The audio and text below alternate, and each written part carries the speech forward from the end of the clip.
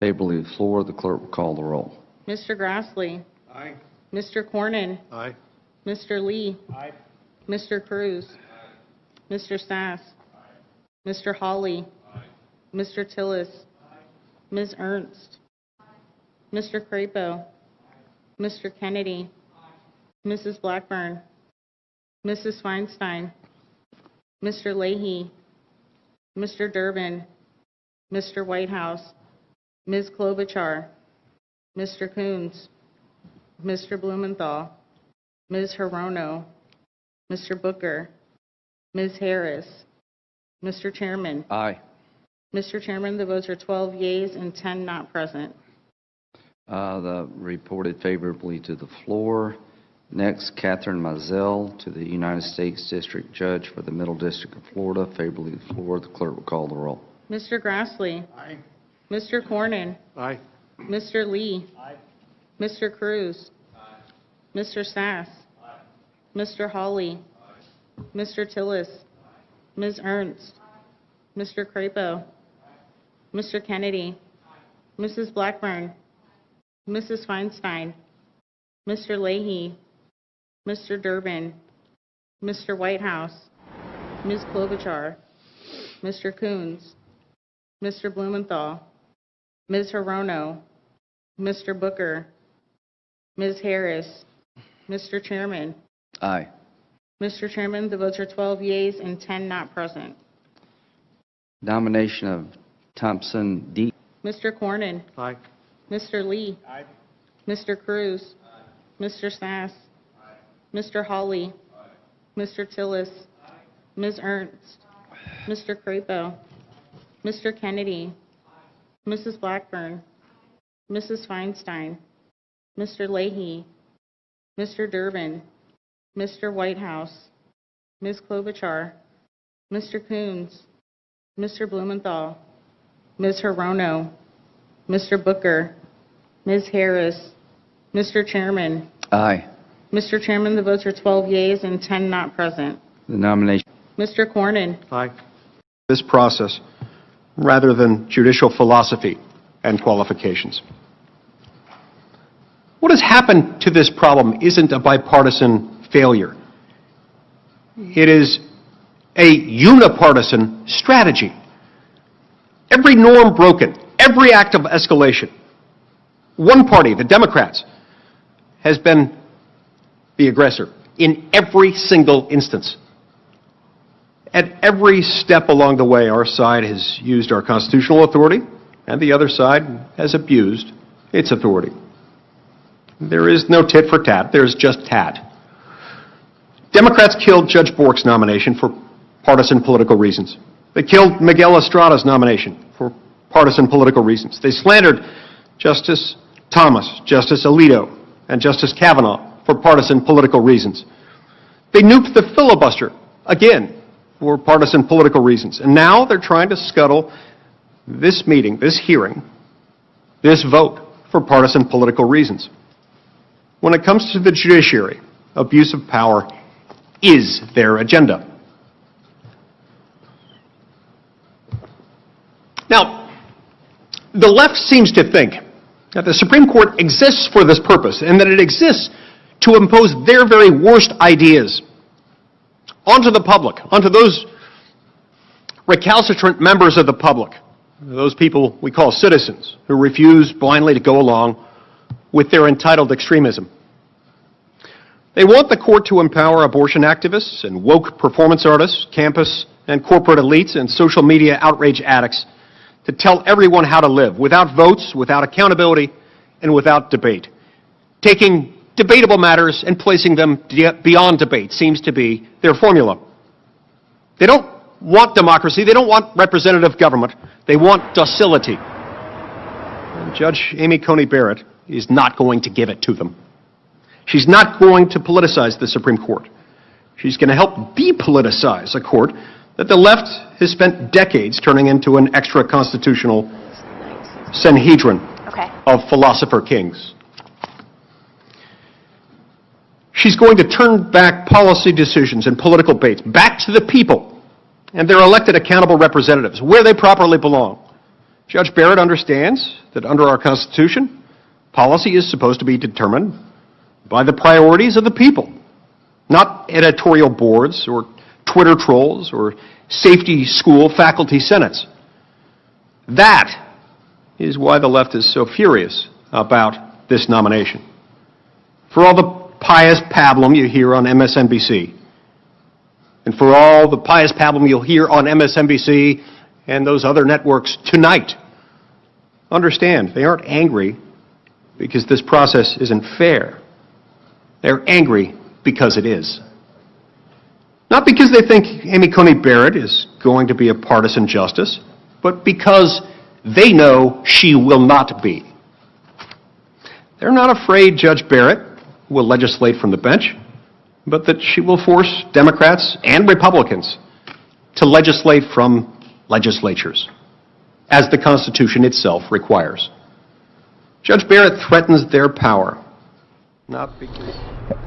And that was earlier today from the Senate Judiciary Committee. You are watching News Now from Fox. As we get you going here, we are moments away from the final presidential debate. Thank you so much for joining us here today as you take a look inside of the debate stage, where pretty soon it will be President Trump and Joe Biden for the final time. And we will have full coverage for you throughout the day right here on News Now from Fox. I'm your host, Mike Page. Thank you so much for joining us here today. We've got you covered leading up to the event. You see that we have the countdown clock on. You're not going to miss one aspect of this debate. From the start to the finish, we got you covered. But for the next hour and 15 minutes, we'll lead up to this moment. How did we get here? What happened in October? It's a year that definitely hasn't been really that anyone has ever seen. It's been a month for an election that no one has seen. So we're going to cover it for you on every angle right now. And standing by in Nashville, Tennessee, we do have Fox News' Ali Rafa with a preview of everything that we will be expecting tonight. Ali, let us know. I mean, this is a month that nobody saw coming, a year that nobody saw coming, and we're going to see it all unfold tonight. That's right, Mike. Well, this is the last chance for President Trump and Joe Biden to make their pitch on a national debate stage to that shrinking block of undecided voters. We expect the president to continue hitting Biden on this continued page from his 2016 playbook. He's accusing his rival of being corrupt and criminal after that controversial New York Post story about Hunter Biden and his alleged emails, the FBI's investigation surrounding that. And we expect Joe Biden to continue hitting the president on his coronavirus response. The president is trailing nationally by about 9 points, so this is his chance to make up for a lot of ground in a very short period of time. He was widely criticized after that first debate in Cleveland for bullying Biden. So to be successful tonight, his strategy should be to paint a softer image. And while Biden really only has to kind of just avoid being put in a corner where Trump could interrupt him, he has to stay on message. He has to not be distracted, not have any gaffes. So there's definitely a lot of things that we're looking out for tonight, Mike. Yeah, it definitely is. And some of it will we be hearing a question or questions about Hunter Biden or the laptops? Obviously, President Trump wants to hear that question, but could we see it where President Trump might just kind of take over the dialogue a little bit and maybe ask a question directly to Joe Biden about Hunter Biden? I think that's very likely. This is something that President Trump has been pushing. He's held 13 rallies in 9 states since recovering from COVID, and he's mentioned that at almost every single one. This is a topic that's not going away. This is a topic that Biden and his campaign has largely avoided addressing. We remember he reacted to the CBS News embed a couple days ago when he asked about it, slamming him for, reporting fake news. But this is something that the Biden campaign is saying if Trump does bring this up, they've already anticipated it. They're saying that it's just Trump trying to distract from his failed coronavirus response. So they are fully expecting this to be brought up on the debate stage tonight. Biden has taken the last 3 days off of the campaign trail to prepare for this debate, so it's highly likely he has a prepared response. So we'll just have to wait and see as to what Trump asks and what Biden comes up with. Yeah, it's definitely going to be a night to remember. Ali Rafa breaking it all down for us, leading up our coverage today of the final presidential debate coming up on almost less than an hour away. We appreciate it, Ali. Thank you so much there in Nashville tonight. Thanks, Mike. And we continue to roll on right here on News Now from Fox, now showing you a live look right outside of the venue where this debate will be taking place. You can see our countdown clock is rolling. You're not going to miss one aspect of it. Right now, though, it's been nearly 4 weeks since President Trump tested positive for COVID-19. The White House doctor confirming that the president tested negative earlier ahead of tonight's debate. NewsNOW spoke with an infectious disease specialist ahead of the debate about the president's health and potential dangers. Our very own Daytona Everett with this. Daytona Everett with NewsNOW from Fox. I am joined by Dr. Chin Hong of UCSF. He's an infectious disease specialist. Doctor, thank you for joining us. My pleasure, Daytona. Thanks for having me on. So the last time we spoke, it feels like years ago, but it was right when President Trump was diagnosed with COVID-19.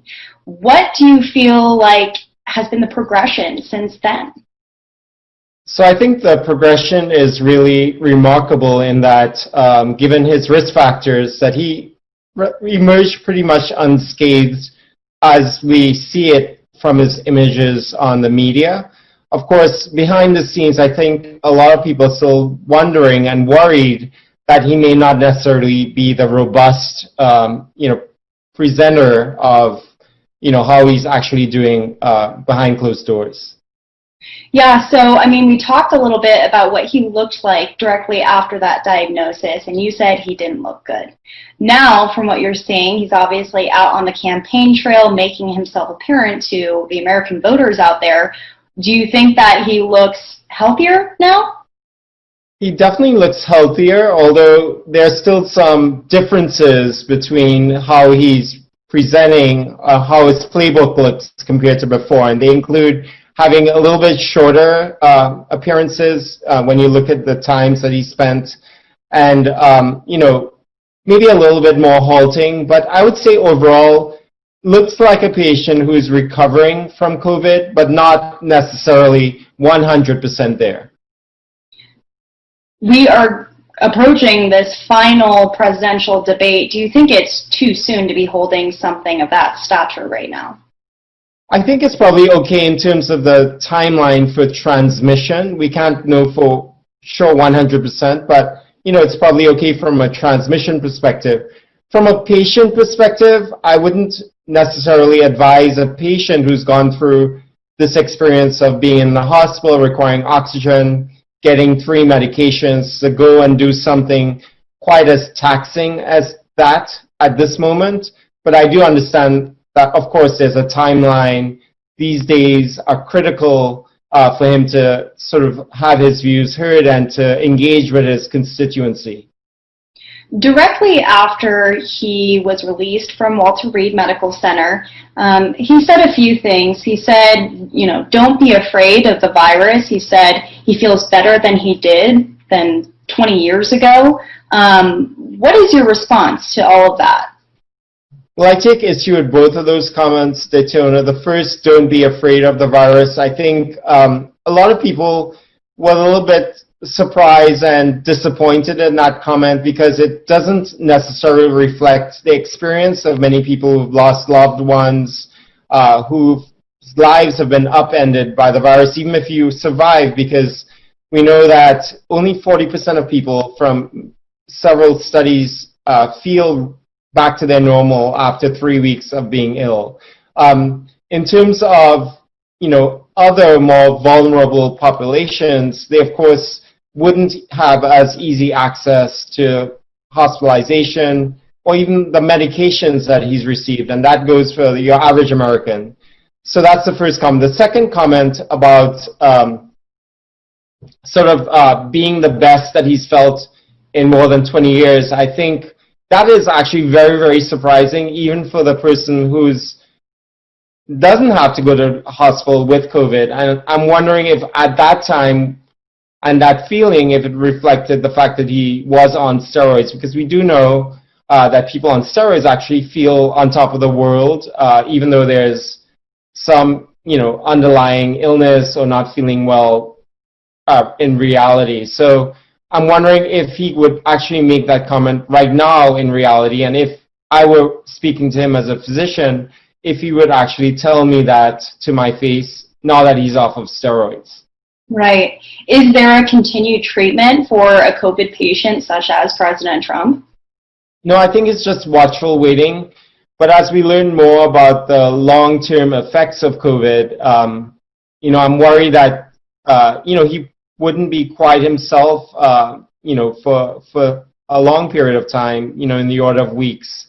Of course, we know that for normal people, like I mentioned, only 40% of them feel normal at 3 weeks per se, but it can drag on for several weeks. And for a proportion of patients, probably less than 10%, but we're not sure yet what proportion of patients, they have what we call long hauler syndrome. So they can smell where it smells, they have brain fog, they may feel congested, just don't feel themselves, chronic fatigue. That can go on for months and months and months after. And again, I'm not really sure what the real Donald Trump is in terms of a patient. I'm seeing what the public-facing Donald Trump is. But, just given my experience with patients, I'll just be worried that he's actually not feeling quite himself this soon after his illness. Mm. So for the debate stage, they're going to test anyone who's attending 2 days out. It's going to be in Nashville. Now that's good, right? So all these attendees are going to find out whether they're positive or they're negative for the coronavirus, and they won't let anyone in who is positive. As for these campaign rallies, he's going to several states across the country, obviously on his campaign trail ahead of the election. Most people are not wearing masks, and it's large crowds of people. What do you have to say in response to that? I'll be very, very worried about some of these events being super spreading events. We know that COVID is exploding right now in the Great Plains states. It's emerging again with a vengeance in the Northeast, in some areas in New York.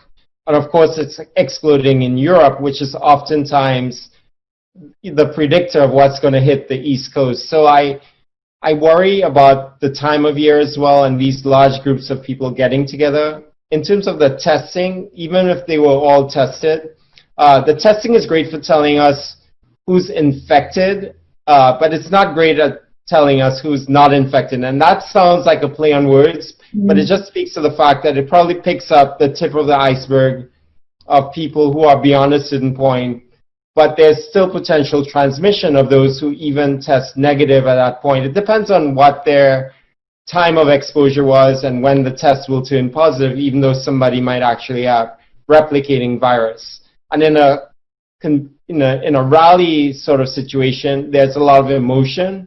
So you have a lot of unmasked people getting together, shouting, screaming, being excited, cheering. That can all spread virus much more than 6 feet. And of course, these people not even, more than 6 feet apart. So it just amplifies the virus spread. It's almost like you have the virus, but then you put little exclamation marks on each of the viruses when you have all these behaviors happening. So again, weird and sort of concerning congregation of people, but also the time of year and the activities that they're doing and the context in which these are occurring, probably in cities where there's COVID on the upswing. That all makes me a little bit concerned for what's about to happen. Sure. Well, COVID-19 is going to be a topic on the debate stage, and President Trump has touted the drugs that were used on him and also the drugs that are available, including a possible vaccine. What are you hearing on your end from other specialists? So let's take both of those issues separately, the drug part and then the vaccine, because there are a few differences between those two. From the drug perspective, I think that, there is not that great availability yet for the average American to get a cocktail of antibodies. That's still in the research phase. So even if you can get it, you have a 50% chance of getting placebo, so you're not sure you can get it. You can get sort of another version, which is convalescent plasma. But, most people on the front lines are not giving convalescent plasma outside of a trial, but it is possible to get it. The other two drugs are a little bit more available, remdesivir for sure, although depending on what we see in terms of a surge in the United States, there may not be enough remdesivir. We know that when California had a surge, for example, we had to ration out remdesivir to some people. So it just all depends on supply and demand. The third drug, dexamethasone, a steroid, is very available, so I don't see any problems with that. Now, when you think about the vaccine part, 100% chance it's not going to be available by election day. Even the most optimistic of the companies, which is Pfizer, said recently that they won't have it available until probably the end of November, and they're the most optimistic. But in reality, I don't really see that happening until 2021. There have been some issues with safety around two companies, with AstraZeneca and with J&J. I'm not too worried about the landscape of vaccines. There are a lot of them on the market. Operation Warp Speed has really put a lot of money into development of the vaccines. They're decent products, and I'm not really sure that these adverse effects are all linked to the vaccine itself, because with a scale of 30,000 to 45,000 people, something is bound to happen. These people are bound to get sick just in regular life. So it's the job of the Data Safety and Monitoring Board to really link whatever people have when they get sick to the actual vaccine that they're getting. So my big picture in the vaccine is I'm optimistic, definitely not by November 3rd, possibly in the spring of 2021, and a lot of people are paying attention to safety. The FDA has recently put up a lot of guardrails that make our approval process a little bit more stringent compared to certainly before and compared to even other countries. Yeah, so timeline's looking a little bit different than those that we've been seeing. Definitely. All right. Thank you so much, Doctor. We appreciate you. We are hoping and praying for the safety of all Americans out there, especially who are voting at these polls, including poll workers. Again, just got to stay safe out there. Thanks so much, Daytona. Thank you. Our thanks there to Daytona. You'll see her in a little bit as well, as she has more coverage here as we get you ready for the final debate of this election season. Hard to believe there we're at almost the finish line, less than 14 days away from the election. We're taking a live look right now inside the debate hall, and it's going to be so interesting. 5, 10, 20, 30 years from now, you'll see these images and you'll know right away. They don't even have to put a timestamp on it or a year stamp. You'll know, yep, that was 2020 because of the masks. That is really now a part of life that we've all been dealing with during this crisis. So obviously, COVID-19 will be a major topic tonight, like it was the first time those two debated there. So we're getting you all set up here. You see the countdown clock continues on. We are now less than an hour away from the final presidential debate, and you're going to see it right here on News Now from Fox. We bring you the live events as they are happening, and we do it without interruption and no opinion there. So that's some of the great things that we offer here on News Now from Fox, and we do appreciate you being part of the ride here with us. As you can see here, we're getting more of some more shots from inside this debate hall. We got more coverage, of course, for you right here on News Now from Fox. We're going to go out to our sister station, Fox 2 in Detroit, with the political reporter, Roop Raj. If you've been watching some of our coverage the last couple of weeks, Roop has really gotten a lot of the interviews. He had President Trump, he had Joe Biden, and now he's going to have Vice President Mike Pence in Michigan, who was busy on the campaign trail. We saw him in Michigan. We saw him in New Hampshire. We've seen him at a lot of spots, including in Arizona as well. So this is from Fox 2 Detroit's interview with the Vice President earlier today. So we wanted to begin talking about COVID-19. Sure. You know, both sides, the Biden camp and the Trump campaign both have some talking points. But let's look at some of the numbers in Michigan. We know that 200,000 Michiganders have lost their jobs this year. 1 in 4 small businesses have shuttered and may never reopen. For those people, there is no victory lap when it comes to this. What do you want to tell those people who have lost business and lost their way of life? I want everyone in Michigan that's been impacted by the coronavirus pandemic to know that we're going to continue to make sure the state has all the resources, the supplies, the doctors and nurses have the equipment and the PPE to give people the level of health care that we'd want any member of our family to have. But to anyone that's lost a job, that's not yet been able to get back to work, I want to assure them that President Trump and I are going to continue to work with leaders in both parties in the Congress to get additional relief and recovery support. And conversations are continuing on Capitol Hill. We continue to remain hopeful. But the President's made it very clear that we're going to spare no expense to help families, to help businesses that have been impacted through no fault of their own by this global pandemic. And what we want to see is additional support for schools, additional support through the Paycheck Protection Program for businesses, particularly small businesses in America. We want to see additional relief and direct payments to families, and we're going to continue to drive forward until we secure that additional relief from the Congress of the United States. But make no mistake about it, Roop, we also believe that the economic recovery is on the ballot here in Michigan. And in President Donald Trump, you have a leader that saw 7 million jobs created, saw manufacturing come roaring back, saw Motor City come all the way back through fighting for less taxes, less regulation, free and fair trade. And Joe Biden, by contrast, wants to raise taxes by $4 trillion, wants to pass a $2 trillion Green New Deal that would crush American energy jobs and raise the cost of electricity to businesses and families.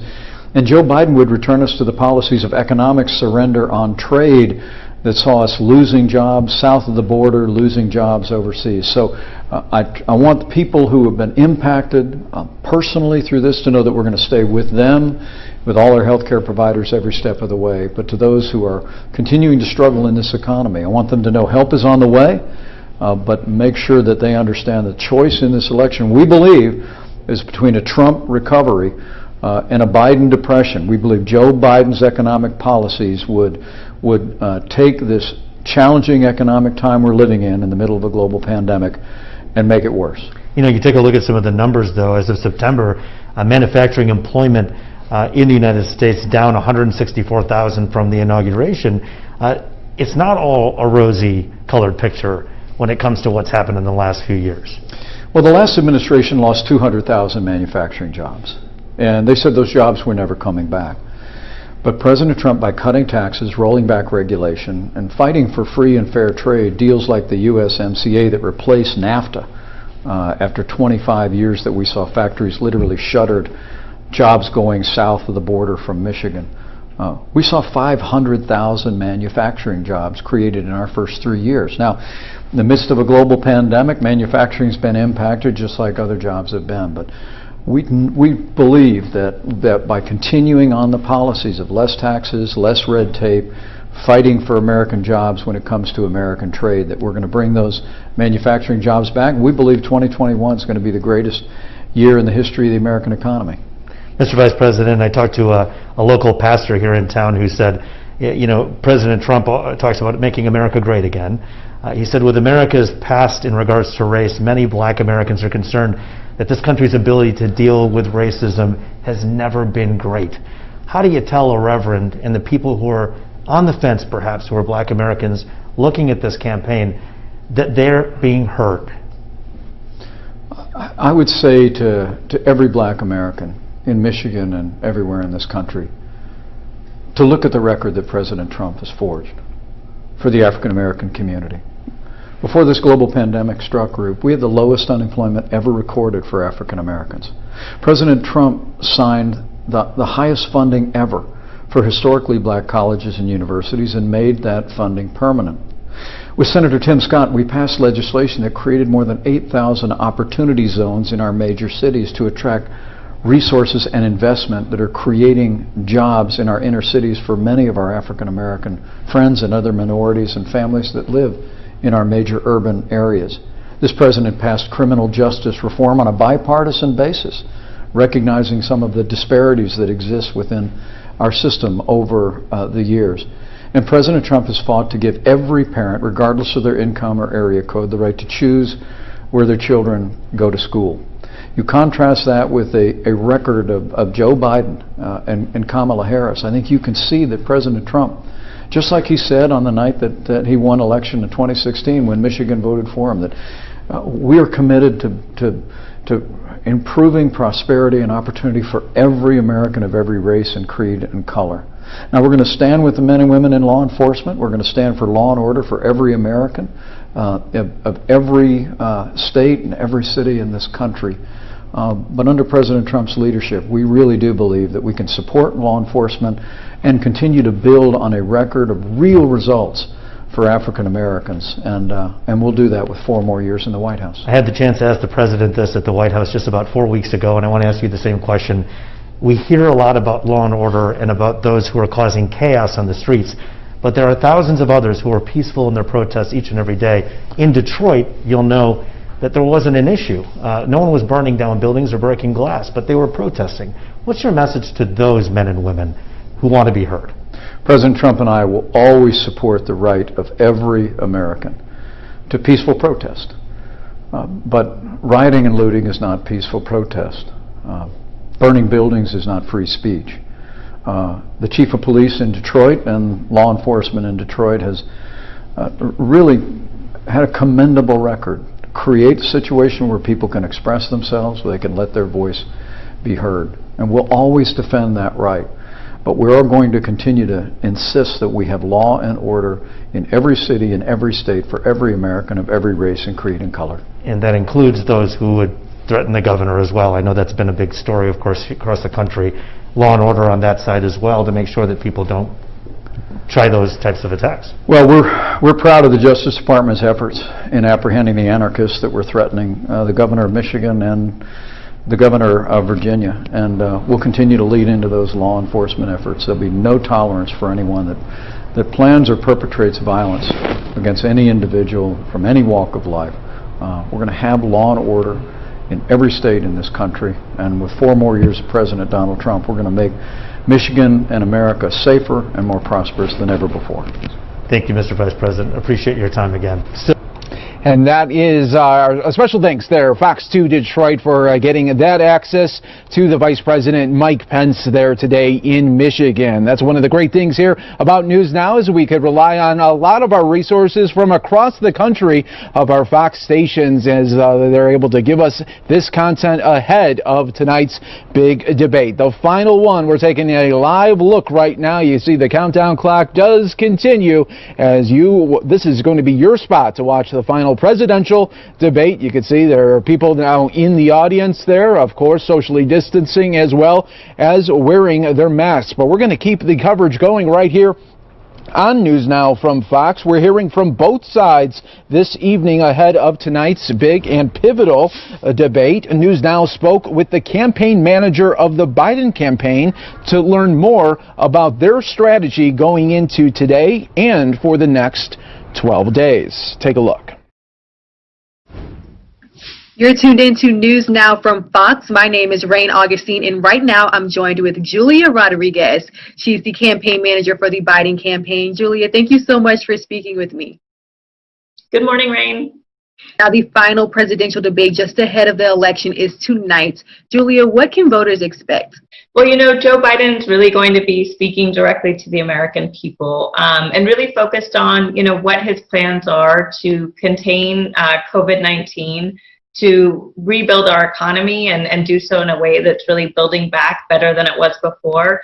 And, the opportunity that he has right now and the kind of leadership he brings to unite our country at a time where we're dealing with multiple crises. He has the kind of experience and character and temperament that we need to lead our country right now. And so you'll see that on the debate stage tonight, and it'll be in stark contrast to what we have seen from Donald Trump, which has been just continued chaos, a lack of a real plan, and just, his failures to address COVID and to, address the tailspin that has happened in our economy. Speaking of economic plans, how do President Trump and Joe Biden's economic plans differ? Well, I think, Joe Biden has, an important economic plan to ensure that, one, no one in our country that makes under $400,000, no one will be taxed or their taxes will not be raised. He has an economic plan that focuses on, really investing in our workers and ensuring that they have the kinds of protections that they need, especially during COVID and especially for our essential workers who are on the front lines fighting this pandemic. He also has a plan to really invest in our small businesses and to ensure that we're rebuilding our economy back through our small businesses, which we know are a critical engine for job creation and job growth. And that's investments in our small minority women-owned businesses, and doing so in a way that, that money actually reaches them. It actually gets to their pocketbooks so that they can rehire, so that they can put in whatever COVID protocols or protections they need to in order to restart their business. Because what we saw from Donald Trump instead was a PPP program where 90% of those funds went to big corporations and bigger businesses and did not reach our small businesses, let alone our small African American, Latino, and minority-owned businesses. Many Americans are still struggling with COVID-19. Julia, what can you tell me about Joe Biden's plans to combat the coronavirus? Joe Biden has put forward an important plan that focuses on a mask mandate. We know now, based on the science that we've seen, that if people wear masks and wear masks while in public, that it increases our protections and helps to stop the spread of this virus. He has a robust testing plan and free testing plan for all and every person working and living in the country, because he knows, again, that so many of those essential workers have been impacted and have not had access to the kind of testing and sort of broad-based testing that we need. He also has a plan to expand our healthcare system and ensure that more Americans can access quality, affordable healthcare in this time of tremendous need. And instead, what we see in Donald Trump is not only a failure to lead and a failure to have a plan, but he's also in the courts right now trying to gut the Affordable Care Act, trying to take away protections for those with pre-existing conditions. And so, there could not be a clearer contrast when it comes to, how Joe Biden would address COVID-19 and ensure that Americans had the kind of access to health care that they need and deserve in these moments. And a challenge to the Affordable Care Act is upcoming. What should voters know about this? Well, I think voters should be aware that right now what hangs in the balance in the Supreme Court, and I know that that's been obviously an important and critical issue that's before the American people right now, but what hangs in the balance is protections for those with pre-existing conditions. I believe there's 17,000 Floridians that suffer from pre-existing conditions that deserve, access to quality, affordable care, and don't deserve to be locked out of health insurance just because of that pre-existing condition. I have a niece who is 15 years old. She was diagnosed with leukemia late August of last year. She fortunately has fought it and has had tremendous health care and support and is doing well and is cancer-free. But she's 15 years old. she has that pre-existing condition for the rest of her life. I can't imagine at 25 her not being able to get health insurance just because at the age of 15 she unfortunately had to deal with this life-changing experience. And so those are the kinds of things that are in the balance and that are at stake for so many Americans, not just for my niece. Now that we're in the home stretch of the election, what does the Biden campaign want voters to know exactly? Well, I think it's important that voters know that Joe Biden and Kamala Harris have had a career of, really fighting for the most vulnerable, of ensuring that, as Americans, we have the opportunities that are afforded to all of us, that we have the opportunity to, again, get quality, affordable care, to be able to, live safely in our communities, to be able to access good education and have, clean air and clean water. I think these are, important values that they have stood for and fought for throughout their lives, and ensuring that those are things that will, continue to be available for all Americans in the future. And I'd also just mention important things like also, fighting to protect our Social Security and, fighting to expand Medicare. These are real tangible things that affect so many Americans' lives and so many folks in Florida. And these are things that, Kamala Harris and Joe Biden are going to continue to fight for. And, hopefully if we are elected, we'll be in a position to be able to do more of that. And there we go. Our thanks there to our sister station, Fox 35 in Orlando, for providing that coverage. So we heard from the Trump camp, and then we heard from the Democrats there for the Biden camp. And we continue to roll on here on News Now from Fox as we are getting closer to the final debate there. You can see right now the lights are dim, but pretty soon the lights will be shining. The country and the world will be watching this. It's estimated that anywhere from 70 to 80 million people will watch this final debate before the election here. So a lot is on the line for both candidates, but what will we be hearing, or maybe what won't we be hearing for these two candidates when we are going to be speaking? Now, the first time this debate happened, a lot of people were saying at the end of it, hey, it was chaotic. There was a lot of interruptions on both sides.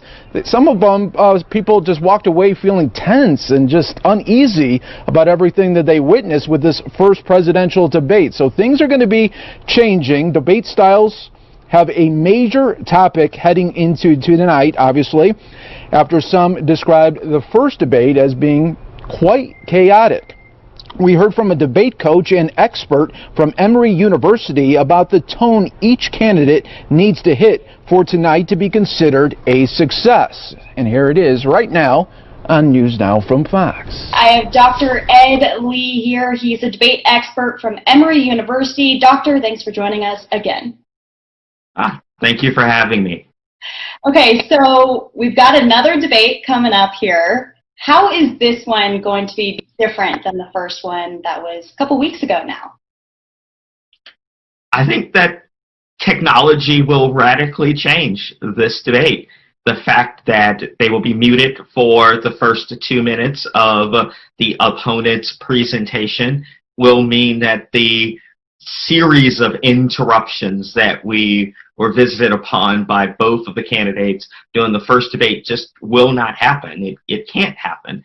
And so that will radically change the tone and tenor of this debate. We were just talking a little bit about this, but early voting has started for several states. So is this debate going to make a difference for voters?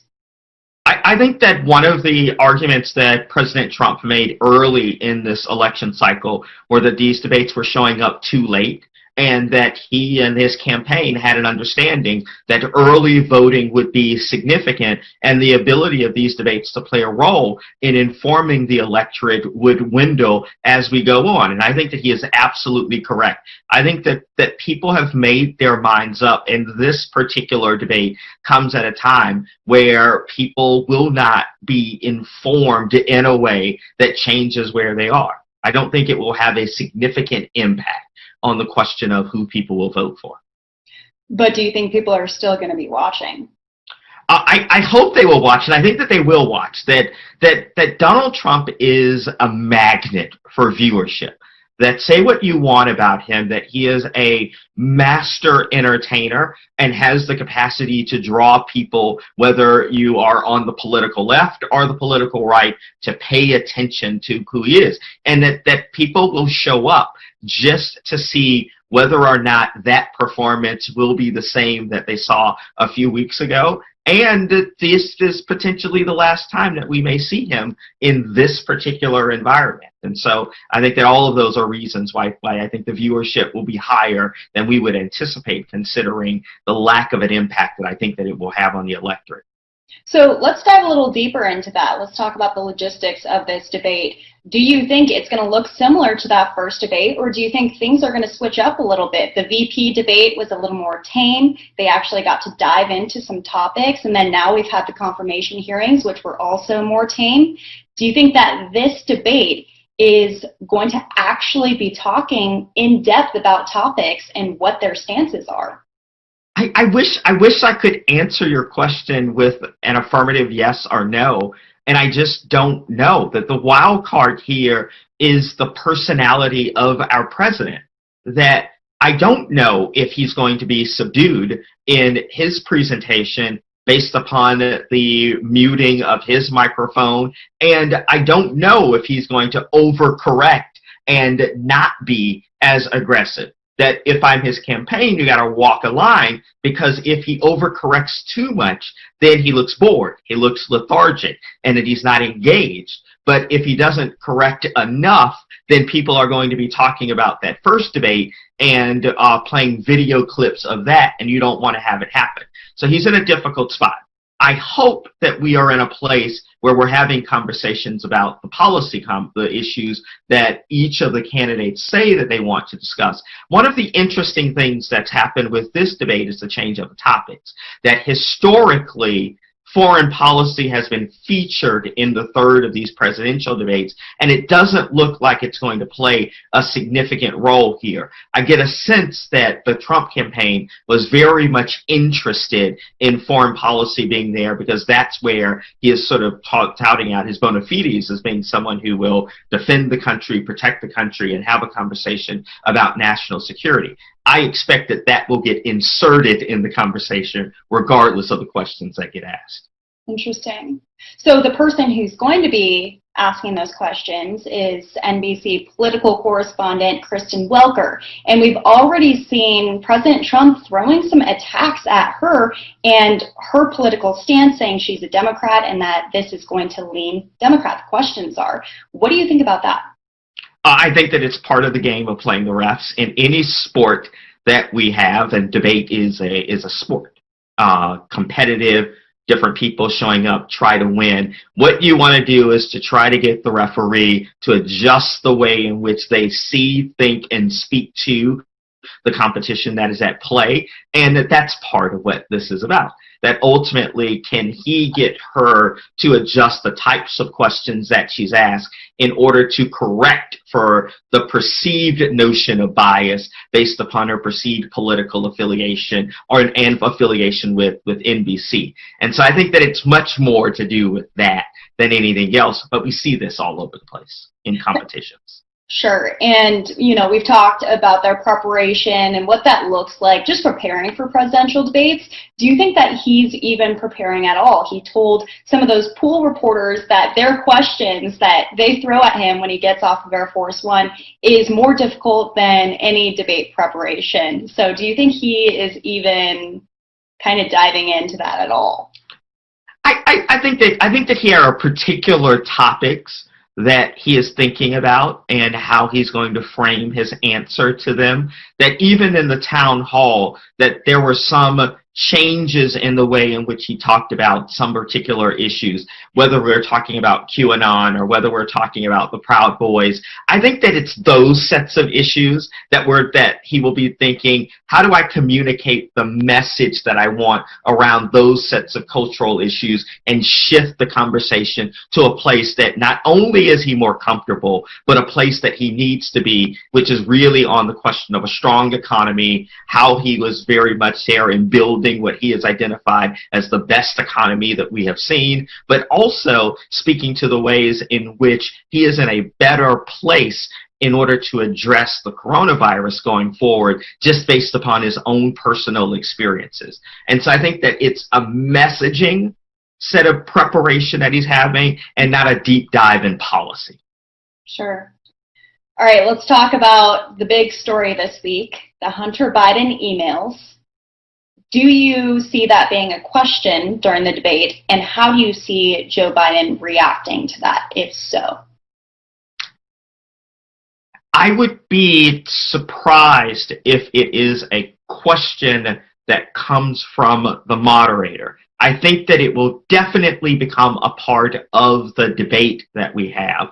That one of the things that you saw Mike Pence do in a very masterful way was inserting his own set of questions into the proceeding and having a conversation with Senator Harris. I think that we will see some of that there is that period of time where they will not be muted, where they will allow for them to have some engagement with each other. I think it's during that period of time where we'll hear things about Hunter Biden and questions about it and Burisma and issues of corruption that comes up. It will be a part of our conversation. I think that Joe Biden will respond with an air of indignance in the way in which he has responded previously.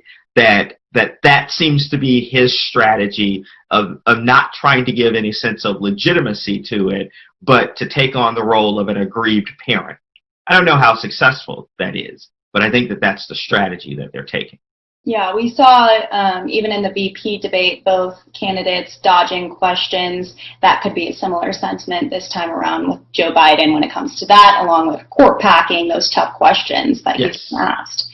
Okay. I think that I do think, Daytona, one of the things that will be interesting, that will make it a little bit more difficult to dodge the questions, is that it feels as if you are having a conversation with the moderator. There's 2 minutes, you have to answer the question, and you get to speak that in thorough. And for you to have consistently not respond to a question that she is asking really comes across in a way that signals that you're not serious about her as a moderator, as a journalist, and even entertaining the debate process that's there. So I think that will help a little bit. I don't think that you can contain the political impulse that each of these people have to avoid conversations that could potentially hurt them politically, but I think it becomes a little bit more difficult. Yeah, will they be muted? Is that going to actually work? They will be muted. We'll see how it works. One of the things that I think that you'll be interested in paying attention to in our audience and thinking about are the nonverbals that they have. That nonverbal communication plays a significant role in communicating a message to people. In fact, it is far more effective than verbal communication. And I think that both of these candidates, it would behoove them to think about their looks, their stares, when they smile, when they grimace, how do they think about those things? Kamala Harris was kind of masterful in using nonverbal communication in order to speak to her dismay at times with her debate against Mike Pence. I think that both President Trump and Vice President Biden should be thinking about how do they communicate nonverbally. There are concerns that they have when the other is speaking instead of that need to verbally jump in. Right, speaking directly to the camera, to the voters at home. Okay, so I guess my final question is, what are your recommendations as a debate coach and expert to both of these candidates to potentially win this debate? With me, the issue that I judge these on, or I think about them in, is that ultimately, what is the messaging that you're trying to get across, and are you connecting with the particular audience that you need to get that message? If you are President Trump, I think that you need to spend the significant part of this debate talking about the economy. I've said this before, and I think that we are still here, that his path towards victory is really one that goes through a conversation around the manufacturing sector, the loss of jobs, and his capacity as a business person to regenerate the economy. That in fact, it is the place in which he still holds a lead over Vice President Biden as far as the public thinks of who's best able to steward the economy. And if James Carville is correct, and I think that he is, that it's the economy, stupid, that's a good place to be winning. And so I hope that he spends much more time talking about those sets of issues than tilling in the fields of the cultural politics that's at play. I hope that that's where he goes. If you're Joe Biden, I am one who is trying to run out the proverbial clock. How do you just not have the typical Joe Biden gaffe where you say the thing that you don't want to say? And that can you speak to the niceties and the aspirations of hope and the politics of progress and really leave people feeling good about you saying absolutely nothing? And that is a strategy, and it can be effective. As we've seen through much of this campaign for him this year, it's been an effective strategy. All right, well, again, I say this every time, it's going to be an entertaining night for all the voters out there, and the biggest message is for people to watch and get out there and vote, right? Absolutely. Vote, vote, vote. All right. Thank you for having me. Ed Lee over there, thank you so much for joining us for all these debates. You have a great one. You too. And we continue to roll on right here on News Now from Fox. I want to go out live right outside of the venue for the debate.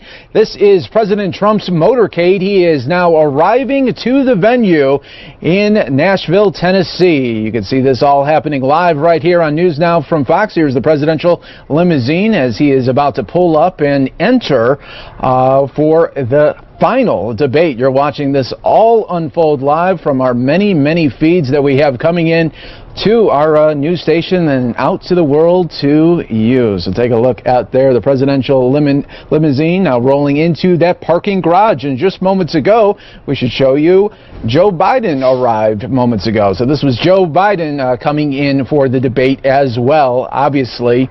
The third and final debate, and we will be bringing it to you right here on the News Now from Fox, less than 24 minutes away. You're not going to want to go anywhere. We've got the coverage here for you all evening from the beginning until the very last question. We got you covered on so many angles here. So this is now another live look here as the presidential team has arrived, and yes, it does take a long motorcade there for the president. 14 vehicles in all for a motorcade, and you're seeing them all pull up right there and getting their parking spot here. So we're going to keep the coverage going right here on News Now from Fox. News Now gathered some of the top political reporters from across the country to discuss the issues at hand this evening, including who has the most to gain and lose. It's a fantastic breakdown of everything that we should be watching for, looking for, and seeing just how they're going to square up tonight for this final debate. We didn't have a second one, so we had the first one. A lot of people were saying that was chaotic. What is this third one going to be like? That is the main question. Will it be different now because of the whole mute rule? We're going to see, and our team is breaking this down once again. The top political reporters from our Fox stations, we are bringing you this coverage right now on News Now from Fox. We are just moments away from the final presidential debate with Election Day quickly approaching. I'm Greg Lee, KTVU political reporter in the San Francisco Bay Area. I'm joined by political reporters within Fox Television Group from across the country to preview tonight's main event, including Tom Fitzgerald from Fox 5 in Washington, D.C., Mike Flannery from Fox 32 in Chicago, and Craig Patrick from Fox 13 in Tampa Bay. Gentlemen, thanks for being here. Tom, I want to start with you. A lot has happened since the first chaotic debate. The president contracted COVID-19. The second debate was canceled.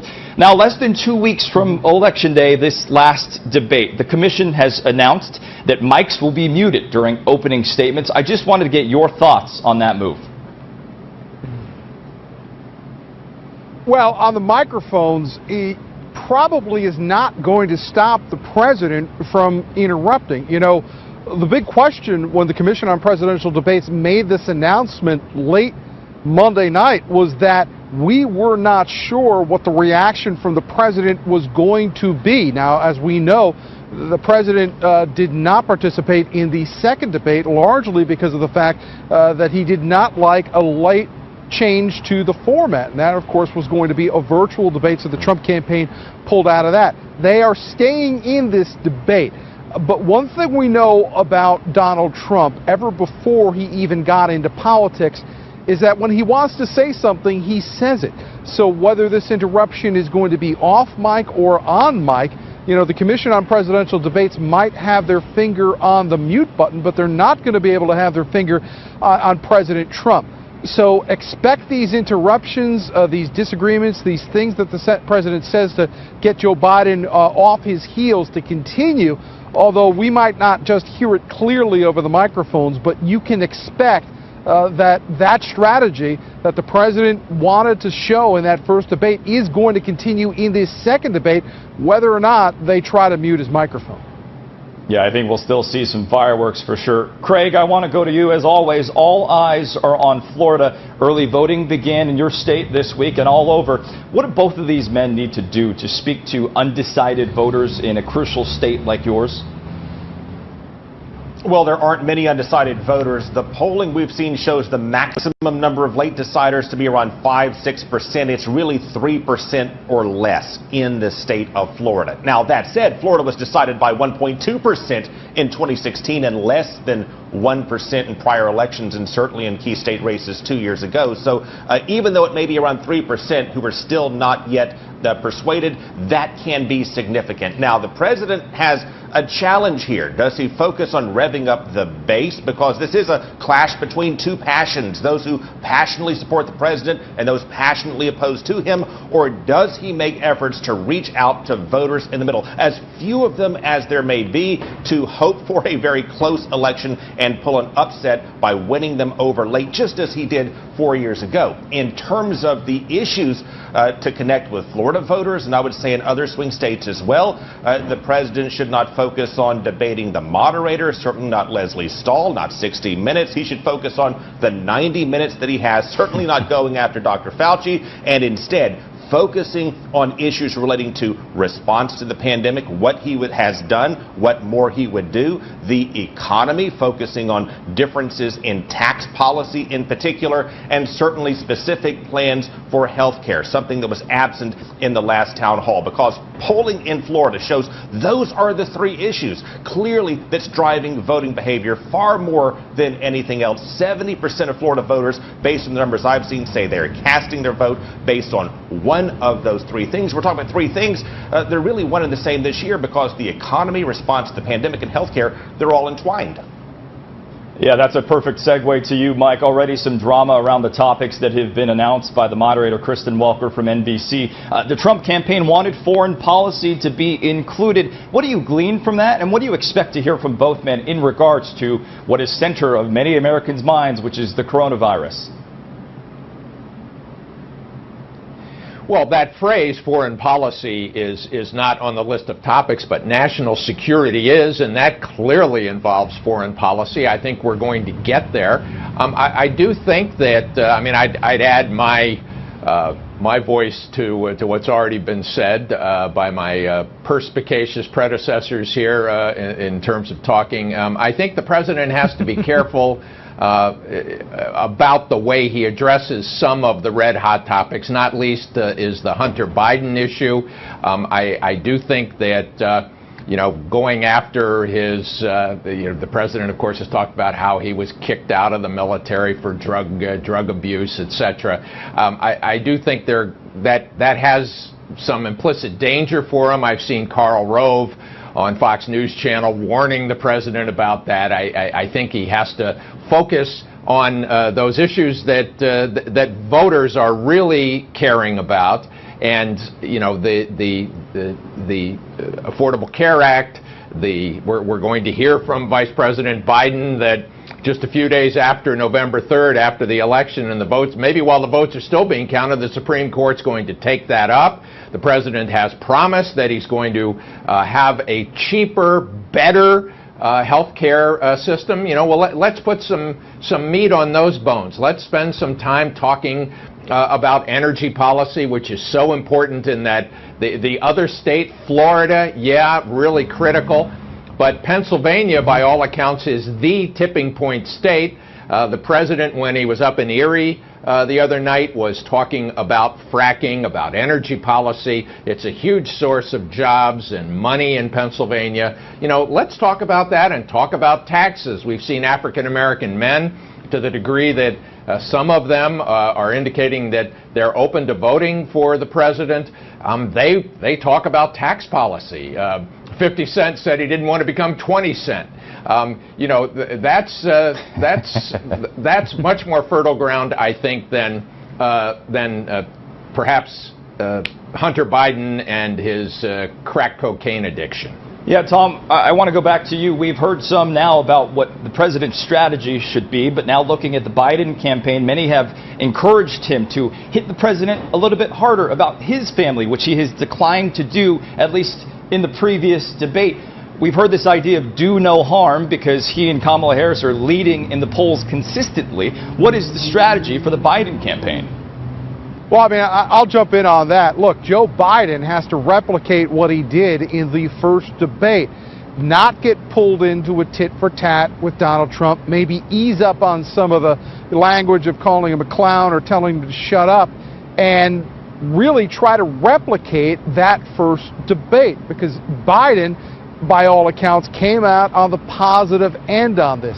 If there's pressure on one of these candidates in this third and final debate, do we call it the second debate? I'm not sure.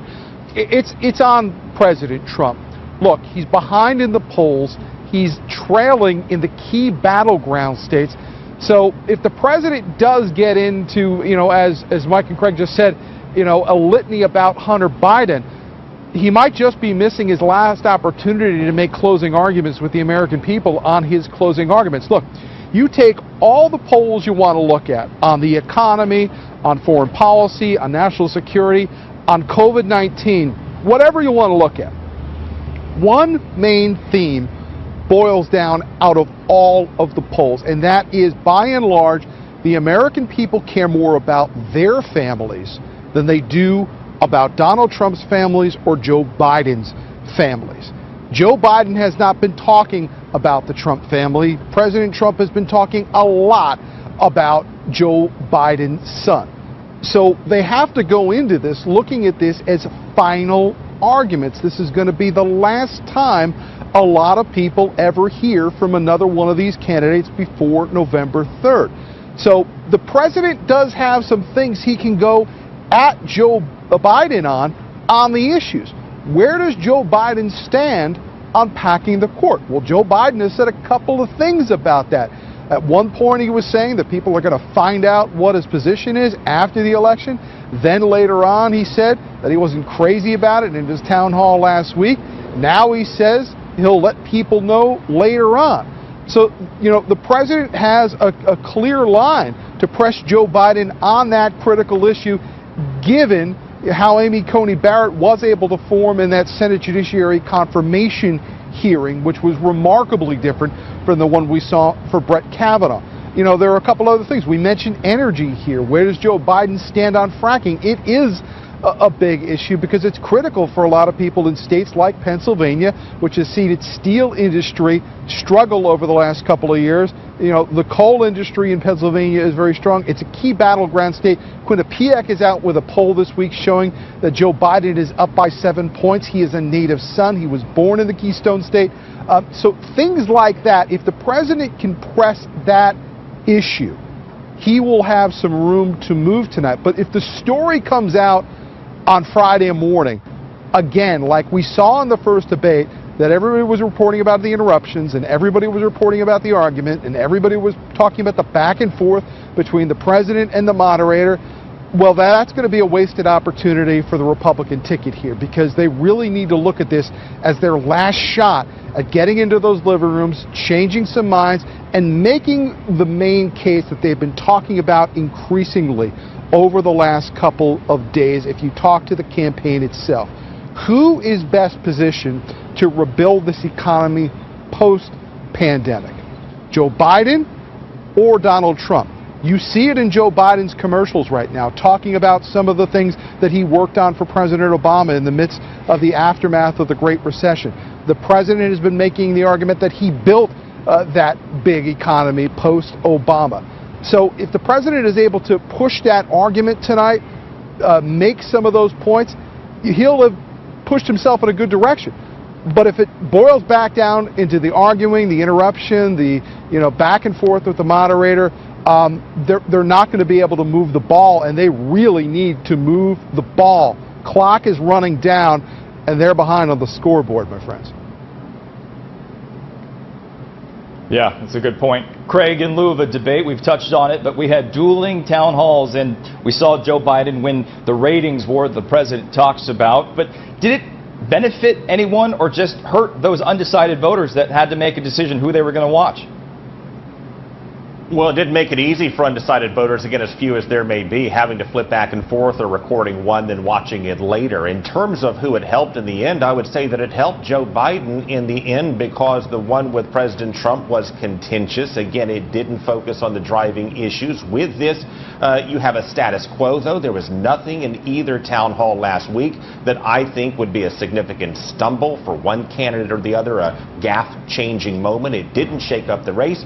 And if the status quo favors the frontrunner Joe Biden and the town halls, the dueling town halls, did not change the trajectory of that, you have to, in the end, declare it working out for the best for Joe Biden. In terms of what he looks at and President Trump looks at tonight, though, can a third debate change the ball game at this point? It is getting rather late. Most of the time when there have been third, or you can say this one's a second debate, depending on how you count what transpired last week, the final debate in any event typically does not move the needle much in the polls and therefore in the returns. If you look at debates that did have a significant impact, of course there was 1960 that did Nixon no favors against JFK. That one was largely based on an advantage in optics. So both candidates need to be mindful of optics, and with that, as Tom noted, the president should be careful about interruptions because it did him no favors a couple of weeks ago. You look at other game-changing debates. Again, there haven't been that many. You look at 1980 when Reagan famously asked, "Are you better off than you were 4 years ago?" He used that line, in fact, again when he was president to make the case that things were, but things were not in 1980. How does President Trump make the case that you are better off now than you were 4 years ago? He makes that case by saying, let's rewind the clock to where we were before March of this year when the pandemic struck. Look at where we are. Look at the trajectory we're heading. Of course, Joe Biden will focus on the past 7 months and say, wait a minute, he'll make the case there was a failure in leadership that has adversely affected the economy and public health. That will be a key point in tonight's debate. The other, and I would say third debate that of course had a significant bearing on the race would be 1992 when President Bush, 41, famously checked his watch when asked a question about how the debt personally affects him or the deficit, and that helped derail his bid for a comeback win in that race. So candidates also have to look very engaged, understanding the importance of that night. Those are lessons I think that both campaigns and candidates are and will, at least to some extent, take to heart. Mike, I want to shift gears a bit and then give you a chance to lead us off with closing statements and your final thoughts. Political reports that the Biden team is starting to vet some GOP folks for cabinet positions. What do you make of that move, knowing the role that progressives played in 2016 and staying home? And then your closing thoughts after that. Yeah, there are progressives who are upset about that. Barack Obama famously chose Peoria, Illinois Republican Congressman LaHood to be his transportation secretary. That's often one of the positions that Democrats put a Republican in. Biden has made a centerpiece of his campaign, in which essentially for a lot of voters, his key attraction is that he's not Donald Trump. He's made this ability to reach across the aisle. I mean, a big part of his promise of delivering a new day in Washington. I'm not so sure he's going to really be able to do that, but we'll see. And one final thought I have, I think this muting of the microphones, even though the president and his people are objecting to it, could be a gift to the president. He and Trump campaign allies have made much of the fact that Joe Biden often does not exit from the same sentence that he entered. And to give him a couple of minutes uninterrupted may present the opportunity for the vice president to get the former vice president to get caught up in some of those twisting, turning sentences. Let voters judge for themselves, and it may well give fodder to the president for follow-up when he has a couple of minutes with the other mic muted. Guys? Yeah. Tom, your quick final thoughts on what we'll see tonight? I couldn't agree more with what Mike just said. Look, you look at that first debate, often when President Trump jumped in with one of his interruptions, it was at a moment when Joe Biden was trying to stick the landing. And nobody had to pay attention to him not sticking the landing because the attention immediately shifted to the president. If they were able to carry this off tonight and allow these 2-minute answers be interruption-free, you may get a fuller idea of what is or what is not on Joe Biden's mind. But I'll circle back to what we talked about earlier. If there's pressure tonight, the pressure is on the President of the United States. He is trailing in the polls. He is trailing in the battleground states. He did not have a good first debate. He decided to not participate in the second debate. This is an audience and an opportunity that you very rarely get, and you only get every 4 years when we have a presidential election. If the president did not turn his campaign and his message around after his COVID-19 diagnosis a couple of weeks ago, he's not going to get another opportunity like this. Look, since that diagnosis and the president left here famously on that chopper at the White House and then flew to Walter Reed, the president could have gone two ways with this. Initially, he said, that he had gotten an education on COVID-19, that he has a completely new understanding on COVID-19. Well, what has happened in the week since? He's been sparring with Dr. Fauci verbally and on Twitter. He has been back to a lot of his rallies and a lot of this rhetoric about COVID-19, about Joe Biden. But again, an old political hand in this city, Stephen Hess, who worked for both Dwight Eisenhower and Richard Nixon, once told me that when you only pay attention to your base, you're left in your basement. And we've talked a lot about basements in this campaign this year. Donald Trump somehow, some way, between now and November 3rd, needs to start reaching out beyond his base, because your base is just not going to get you there. You need to pull independents. You need to pull into the people that you're not talking to right now. And the president needs to use this debate to talk to people who don't normally reach into his message and walk away with something that they want to hear. Craig, millions have voted, millions are voting right now all over the country. I'll let you take us home with your final thoughts.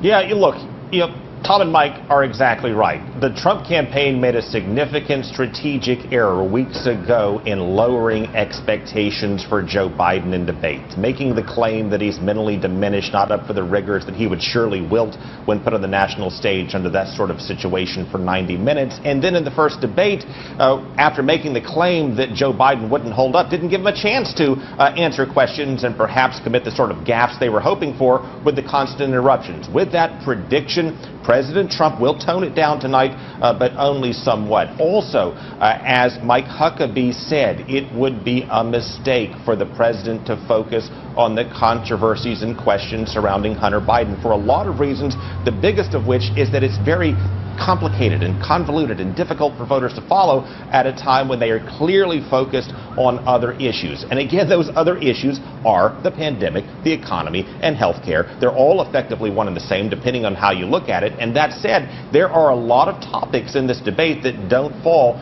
within that realm. For example, climate change. The polling I've seen, at least in Florida, shows that's a driving issue for only 4%. The Supreme Court, for as much as we heard about it, only 3% in Florida polling show that voters say that's something they're going to base their vote on. So those are points and issues that both candidates should keep in mind as they move forward later tonight. Some of the greatest political minds in the country Fox has to offer. Gentlemen, thanks so much for your time. Enjoy the debate tonight. And thank you for that roundtable. Speaking of the debate, we are just moments away right here on News Now from Fox. So sit back and relax and enjoy the next 90 minutes right here. You're taking a live look right now. The moderator is seated. So if you are in another room right now and you're hearing my voice, maybe you have it on your tablet right now, take a seat right here because we are now less than a minute away from this third and final debate to happen here. I should say the final debate, not the third one. It was supposed to be the third one, but obviously the second one did not go through. But this is the final debate that will be featured between President Trump and Joe Biden. All eyes right now expected. About 75 to 85 million people will be tuning in from around the country and around the world to watch this all unfold, and you're going to be watching it right here on News Now from Fox. COVID-19, the laptops, what else could be talked about today for the next 90 minutes? You know it's going to be a showdown like none other.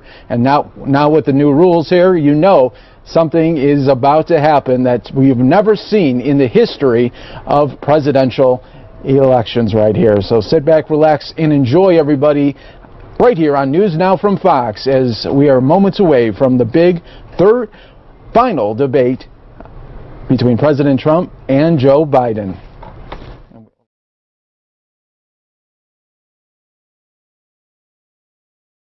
But we have you covered right here, obviously, and you are not going to miss a step right here as we bring you always the very latest as it is happening across the country right here on News Now from Fox. So we are now about 15 seconds away from the final debate. Thank you for joining us. Here is Kristen Welker, NBC News, the moderator for the final debate.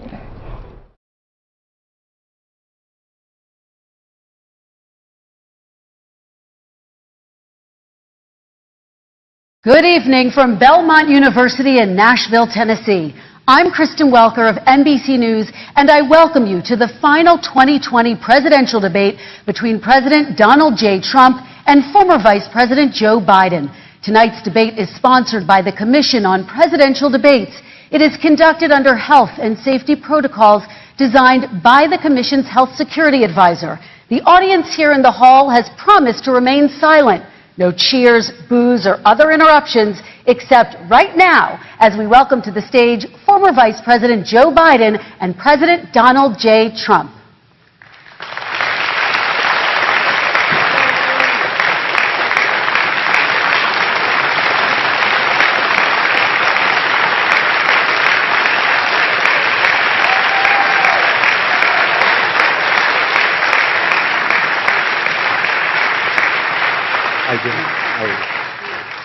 And I do want to say a very good evening to both of you. This debate will cover 6 major topics.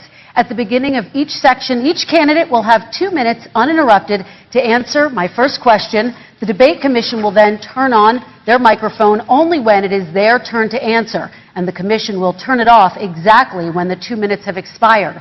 After that, both microphones will remain on, but on behalf of the voters, I'm going to ask you to please speak one at a time. The goal is for you to hear each other and for the American people to hear every word of what you both have to say. And so with that, if you're ready, let's start. And we will begin with the fight against the coronavirus. President Trump, the first question is for you. The country is heading into a dangerous new phase. More than 40,000 Americans are in the hospital tonight with COVID. including record numbers here in Tennessee. And since the two of you last shared a stage, 16,000 Americans have died from COVID. So please be specific. How would you lead the country during this next stage of the coronavirus crisis? 2 minutes, uninterrupted. So, as you know, 2.2 million people modeled out were expected to die. We closed up the greatest economy in the world in order to fight this horrible disease that came from China. It's a worldwide pandemic. It's all over the world. You see the spikes in Europe and many other places right now. If you notice, the mortality rate is down 85%.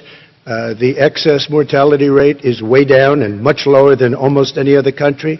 And we're fighting it, and we're fighting it hard. There is a spike. There was a spike in Florida, and it's now gone. There was a very big spike in Texas. It's now gone. There was a very big spike in Arizona. It's now gone. And there are some spikes and surges in other places. They will soon be gone. We have a vaccine that's coming. It's ready. It's going to be announced within weeks, and it's going to be delivered. We have Operation Warp Speed, which is the military is going to distribute the vaccine. I can tell you from personal experience that I was in the hospital. I had it, and I got better. And I will tell you that I had something that they gave me, a therapeutic, I guess they would call it. Some people could say it was a cure.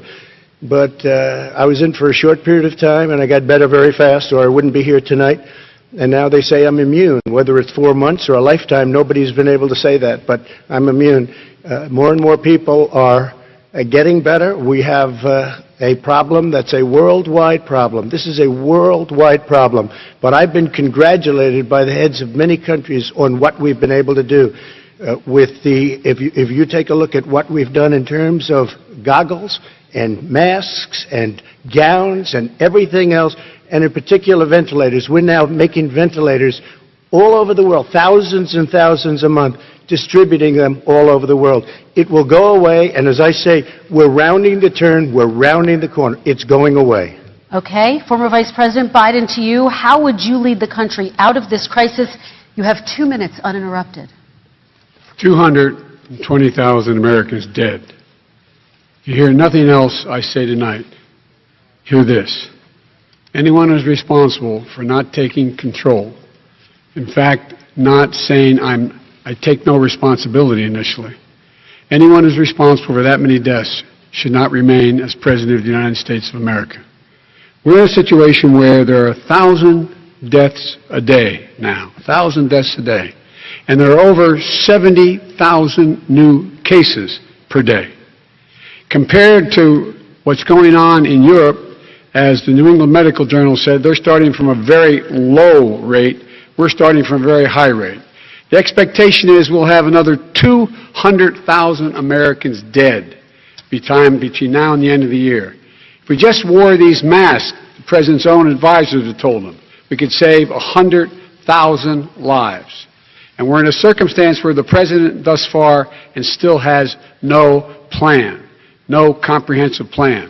What I would do is make sure we have everyone encouraged to wear a mask all the time. I would make sure we move in the direction of rapid testing, investing in rapid testing. I would make sure that we set up national standards as to how to open up schools and open up businesses so they can be safe and give them the wherewithal, the financial resources to be able to do that. We're in a situation now where the New England Medical Journal, one of the most serious journals in the whole world, said for the first time ever that the way this president has responded to this crisis has been absolutely tragic. And so, folks, I will take care of this. I will end this. I will make sure we have a plan.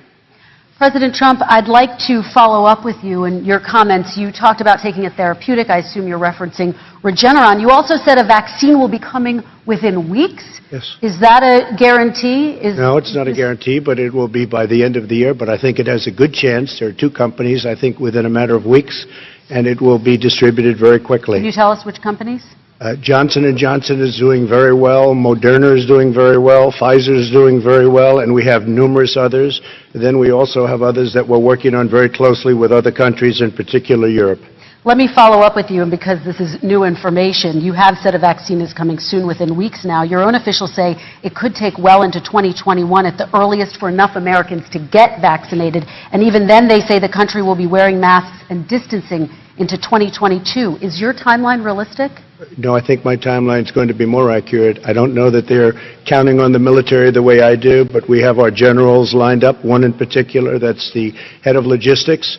And this is a very easy distribution for him. He's ready to go as soon as we have the vaccine, and we expect to have 100 million vials. As soon as we have the vaccine, he's ready to go. Vice President Biden, your reaction, and just 40% of Americans say they would definitely agree to take a coronavirus vaccine if it was approved by the government. What steps would you take to give Americans confidence in a vaccine if it were approved? Make sure it's totally transparent. Have the scientists of the world see it, know it, look at it. Go through all the processes. And by the way, this is the same fellow who told you this is going to end by Easter last time. This is the same fellow who told you that, don't worry, we're going to end this by the summer. We're about to go into a dark winter, and he has no clear plan, and there's no prospect that there's going to be a vaccine available for the majority of the American people before the middle of next year. President Trump, your reaction, he says you have no I don't think we're plan. going to have a dark winter at all. We're opening up our country. We've learned and studied and understand the disease, which we didn't at the beginning. When I closed and banned China from coming in heavily infected, and then ultimately Europe, but China was in January. Months later, he was saying I was xenophobic. I did it too soon. Now he's saying, oh, I should have, moved quicker. But he didn't move quicker. He was months behind me, many months behind me. And frankly, he ran the H1N1 swine flu, and it was a total disaster, far less lethal, but it was a total disaster. Had that had this kind of numbers, 700,000 people would be dead right now, but it was a far less lethal disease. Look, his own person who ran that for him, who, as you know, was his chief of staff, said it was catastrophic, it was horrible, we didn't know what we were doing. Now he comes up and he tells us how to do this. Also, everything that he said about the way, every single move that he said we should make, that's what we've done. We've done all of it. But he was way behind us. Vice President Biden, your response. My response is he is xenophobic, but not because he shut down access from China. And he did it late after 40 countries had already done that. In addition to that, what he did, he made sure that we had 44 people that were in there in China trying to get to Wuhan to determine what exactly the source was. What did the president say in January? He said, no, he said, he's being transparent. The president of China is being transparent. We owe him a debt of gratitude. We have to thank him. And then what happened was we started talking about using the Defense Act to make sure we go out and get whatever is needed out there to protect people. And again, I go back to this. He had nothing. He did virtually nothing. And then he gets out of the hospital and he talks about, don't worry, it's all going to be over soon. Come on. There's not another serious scientist in the world who thinks it's going to be over soon. President Trump, your reaction? I say over soon. I say we're learning to live with it. We have no choice. We can't lock ourselves up in a basement like Joe does. He has the ability to lock himself up. I don't know. He's obviously made a lot of money someplace, but he has this thing about living in a basement. People can't do that. By the way, I, as the president, couldn't do that. I'd love to put myself in the basement or in a beautiful room in the White House and go away for a year and a half until it disappears. I can't do that. And Kirsten, every meeting I had, and I'd meet a lot of families, including Gold Star families and military families, every meeting I had, and I had to meet them. I had to. It would be horrible to have canceled everything. I said, this is dangerous. And you catch it. And, I caught it. I learned a lot. Great doctors, great hospitals. And now I recovered. 99.9% of young people recover. 99% of people recover. We have to recover. We can't close up our nation. We have to open our school, and we can't close up our nation, or you're not going to have a nation. And of course, the CDC has said young people can get sick with COVID-19 and can pass it. Vice President Biden, I want to talk broadly about strategy, though. Can I respond to that? 30 seconds, please, and then I have a question. No, number one, he says that we're learning to live with it. People are learning to die with it. You folks home will have an empty chair at the kitchen table this morning. That man or wife going to bed tonight and reaching over to try to touch their, out of habit, where their wife or husband was, is gone. Learning to live with it. Come on. We're dying with it because he has never said, you said it's dangerous. When's the last time? Is it really dangerous still? Are we dangerous? You tell the people it's dangerous now? What should they do about the danger? And you say, I take no responsibility. Let me talk about your two... Excuse me, I take full responsibility. It's not my fault that he came here. It's China's fault. And you know what? It's not Joe's fault that he came here either. It's China's fault. They kept it from going into the rest of China for the most part, but they didn't keep it from coming out to the world, including Europe and ourselves. Vice President Biden. The fact is that when we knew it was coming, when it hit, what happened? What did the president say? He said, don't worry, it's going to go away. Be gone by Easter. Don't worry. The warm weather. Don't worry. Maybe inject bleach. He said he was kidding when he said that, but a lot of people thought it was serious. A whole range of things the president has said. Even today, he thinks we are in control. We're about to lose 200,000 more people. President Trump. Look, perhaps just to finish this, I was kidding on that, but just to finish this, when I closed, he said I shouldn't have closed. And that went on for months. Nancy Pelosi said the same thing. She was dancing on the streets in Chinatown in San Francisco. But when I closed, he said, this is a terrible thing, you're xenophobic. I think he called me racist even, and because I was closing it to China. Now he says I should have closed it earlier.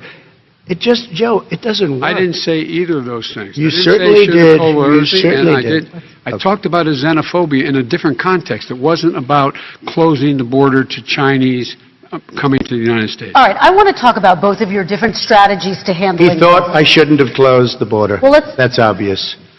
Do you want to respond to that quickly, Vice President Biden? Okay. Let's talk about your different strategies toward dealing with this. Mr. Vice President, you suggested you would support new shutdowns if scientists recommended it. What do you say to Americans who are fearful that the cost of shutdowns, the impact on the economy, the higher rates of hunger, depression, domestic and substance abuse outweighs the risk of exposure to the virus? What I would say is I'm going to shut down the virus, not the country. It's his ineptitude that caused the country to have to shut down in large part. Why businesses have gone under, why schools are closed, why so many people have lost their living, and why they're concerned. Those other concerns are real. That's why he should have been, instead of in a sand trap at his golf course, he should have been negotiating with Nancy Pelosi and the rest of the Democrats and Republicans about what to do about the acts they were passing for billions of dollars to make sure people had the capacity. But you haven't ruled out more shutdowns. Well, no, I'm not shutting down the neighbor, but there are, look, you need standards. The standard is if you have a reproduction rate in a community that's above a certain level, everybody says, slow up, more social distancing, do not open bars and do not open gymnasiums, do not open until you get this under control, under more control. But when you do open, give the people the capacity to be able to open and have the capacity to do it safely. For example, schools. Schools, they need a lot of money to open. They need to deal with ventilation systems. They need to deal with smaller classes, more teachers, more pods. And he's refused to support that money, or at least up to now. Let's talk about schools. President Trump, I think we have to respond, if I might. Please, and then I have a follow-up. Thank you, and I appreciate that. Look, all he does is talk about shutdowns, but forget about him. His Democrat governors, Cuomo in New York, you look at what's going on in California, you look at Pennsylvania, North Carolina, Democrats all, they're shut down so tight, and they're dying. They're dying. And he supports all these people. All he talks about is shutdowns. No, we're not going to shut down, and we have to open our schools. And it's like, as an example, I have a young son. He also tested positive. By the time I spoke to the doctor the second time, he was fine. It just went away. Young people, I guess it's their immune system. Let me follow up with you, President Trump. You've demanded schools open in person and insist they can do it safely. But just yesterday, Boston became the latest city to move its public school system entirely online after a coronavirus spike. What is your message to parents who worry that sending their children to school will endanger not only their kids, but also their teachers and families? I want to open the schools. The transmittal rate to the teachers is very small, but I want to open the schools. We have to open our country. We're not going to have a country. You can't do this. We can't keep this country closed. This is a massive country with a massive economy. People are losing their jobs. They're committing suicide. There's depression, alcohol, drugs at a level that nobody's ever seen before. There's abuse, tremendous abuse. We have to open our country. You know, I've said it often. The cure cannot be worse than the problem itself. And that's what's happening. And he wants to close down. He'll close down the country if one person in our massive bureaucracy says we should close it down. Vice President Biden, your response. Simply not true. We ought to be able to walk and chew gum at the same time.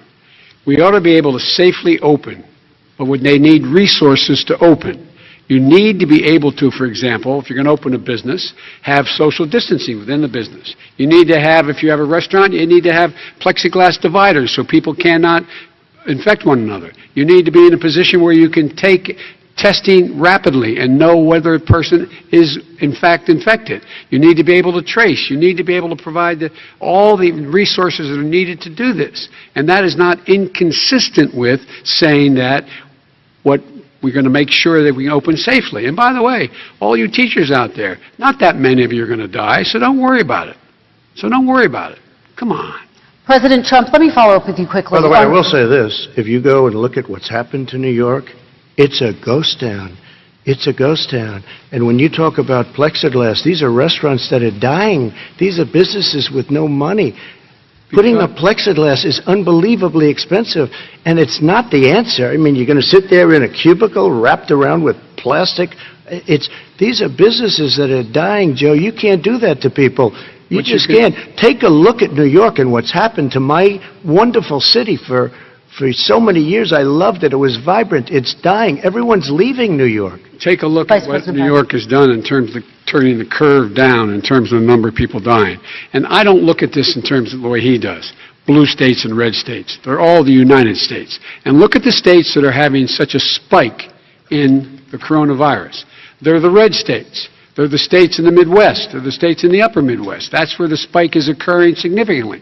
But they're all Americans. They're all Americans. And what we have to do is say, wear these masks, number one. Make sure we get the help that the businesses need, that has money's already been passed to do that.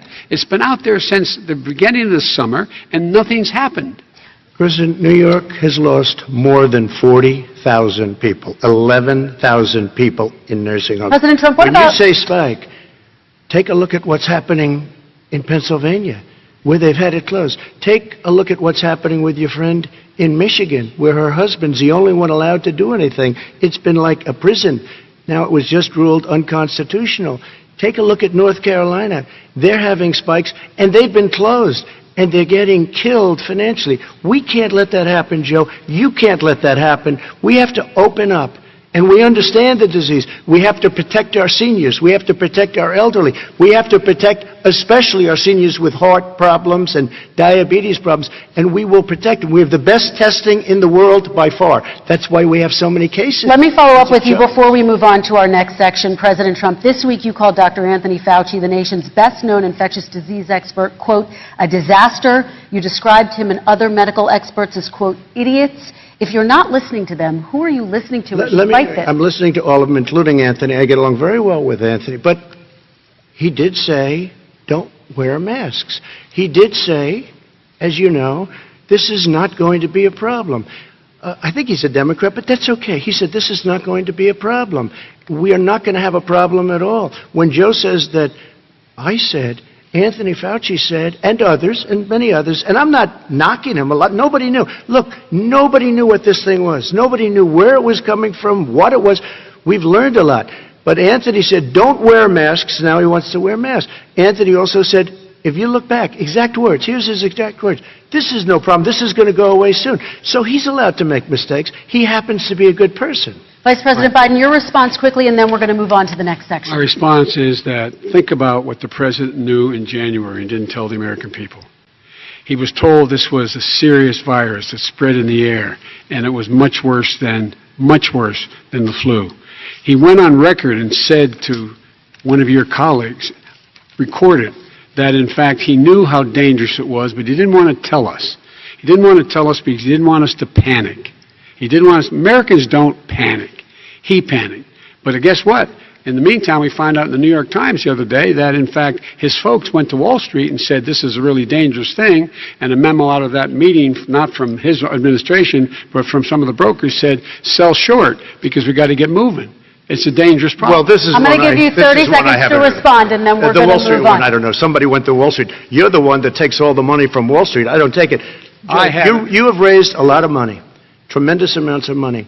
And every time you raise money, deals are made, Joe. I could raise so much more money. As president and as somebody that knows most of those people, I could call the heads of Wall Street, the heads of every company in America. I would blow away every record, but I don't want to do that because it puts me in a bad position. And then you bring up Wall Street. You shouldn't be bringing up Wall Street because you're the one that takes the money from Wall Street, not me. I could blow away your records that, like you wouldn't believe. We don't need money. We have plenty of money. In fact, we beat Hillary Clinton with a tiny fraction of the money that she was able to. All right, gentlemen, we're going to move on. Don't tell me about Wall Street. Average contribution, $43. All right, we're going to move on to our next section, which is national security. And I do want to start with the security of our elections and some breaking news from overnight. Just last night, top intelligence officials confirmed again that both Russia and Iran are working to influence this election. Both countries have obtained U.S. voter registration information, these officials say, and Iran sent intimidating messages to Florida voters. This question goes to you, Mr. Vice President. What would you do to put an end to this threat? You have 2 minutes uninterrupted. I made it clear, and I ask everyone else to take the pledge. I made it clear that any country, no matter who it is, that interferes in American elections will pay a price. They will pay a price. And it's been overwhelmingly clear this election, I won't even get into the last one, this election, that Russia has been involved, China has been involved to some degree, and now we learn that Iran is involved. They will pay a price if I'm elected. They're interfering with American sovereignty. That's what's going on right now. They're interfering with American sovereignty. And to the best of my knowledge, I don't think the president said anything to Putin about it. I don't think he's talking to them a lot. I don't think he said a word. I don't know why he hadn't said a word to Putin about it. And I don't know what he has recently said, if anything, to the Iranians. My guess is he'd probably be more outspoken with regard to the Iranians. But the point is this, folks. We are in a situation where we have foreign countries trying to interfere in the outcome of our election. His own national security advisor told him that what is happening with his buddy, I will. His buddy, Rudy Giuliani, he's being used as a Russian pawn. He's being fed information that is Russian, that is not true. And then what happens? Nothing happens. And then you find out that everything that's going on here about Russia is wanting to make sure that I do not get elected the next president of the United States because they know I know them and they know me. I don't understand why this president is unwilling to take on Putin when he's actually paying bounties to kill American soldiers in Afghanistan, when he's engaged in activities that are trying to destabilize all of NATO. I don't know why he doesn't do it, but it's worth asking the question, why isn't that being done? Any country that interferes with us will, in fact, pay a price because they're affecting our sovereignty. President Trump, same question to you. Let me ask the question. You're going to have 2 minutes to respond. For 2 elections in a row now, there has been substantial interference from foreign adversaries. What would you do in your next term to put an end to this? 2 minutes uninterrupted. Well, let me respond to the first part as Joe answered. Joe got $3.5 million from Russia, and it came through Putin because he was very friendly with the former mayor of Moscow, and it was the mayor of Moscow's wife, and you got $3.5 million. Your family got $3.5 million, and you know, someday you're going to have to explain, why did you get $3.5? I never got any money from Russia. I don't get money from Russia. Now, about your thing last night, I knew all about that. And through John Ratcliffe, who is fantastic, DNI, he said, the one thing that's common to both of them, they both want you to lose. Because there has been nobody tougher to Russia. Between the sanctions, nobody tougher than me on Russia. Between the sanctions, between all of what I've done with NATO, you know, I've got the NATO countries to put up an extra $130 billion, going to $420 billion a year. That's to guard against Russia. I sold, while he was selling pillows and sheets, I sold tank busters to Ukraine. There has been nobody tougher on Russia than Donald Trump. And I'll tell you, they were so bad. They took over the submarine port. You remember that very well. During your term, during you and Barack Obama, they took over a big part of what should have been Ukraine. You handed it to them, but you were getting a lot of money from Russia. They were paying you a lot of money, and they probably still are. But now, with what came out today, it's even worse. All of the emails, the horrible emails of the kind of money that you were raking in, you and your family. And Joe, you were vice president when some of this was happening, and it should have never happened. And I think you owe an explanation to the American people. Why is it? Somebody just had a news conference a little while ago who was essentially supposed to work with you and your family, but what he said was damning. And regardless of me, I think you have to clean it up and talk to the American people. Maybe you can do it right now. Vice President Biden, you may respond in 30 Okay, seconds. here. And then I do want to follow up on the election security. I have not taken a penny from any foreign source ever in my life. We learned that this president paid 50 times the tax in China, has a secret bank account with China, does business in China, and in fact is talking about me taking money. I have not taken a single penny from any country whatsoever, ever. Number one. Number two, this is a president, I have released all of my tax returns, 22 years. Go look at them.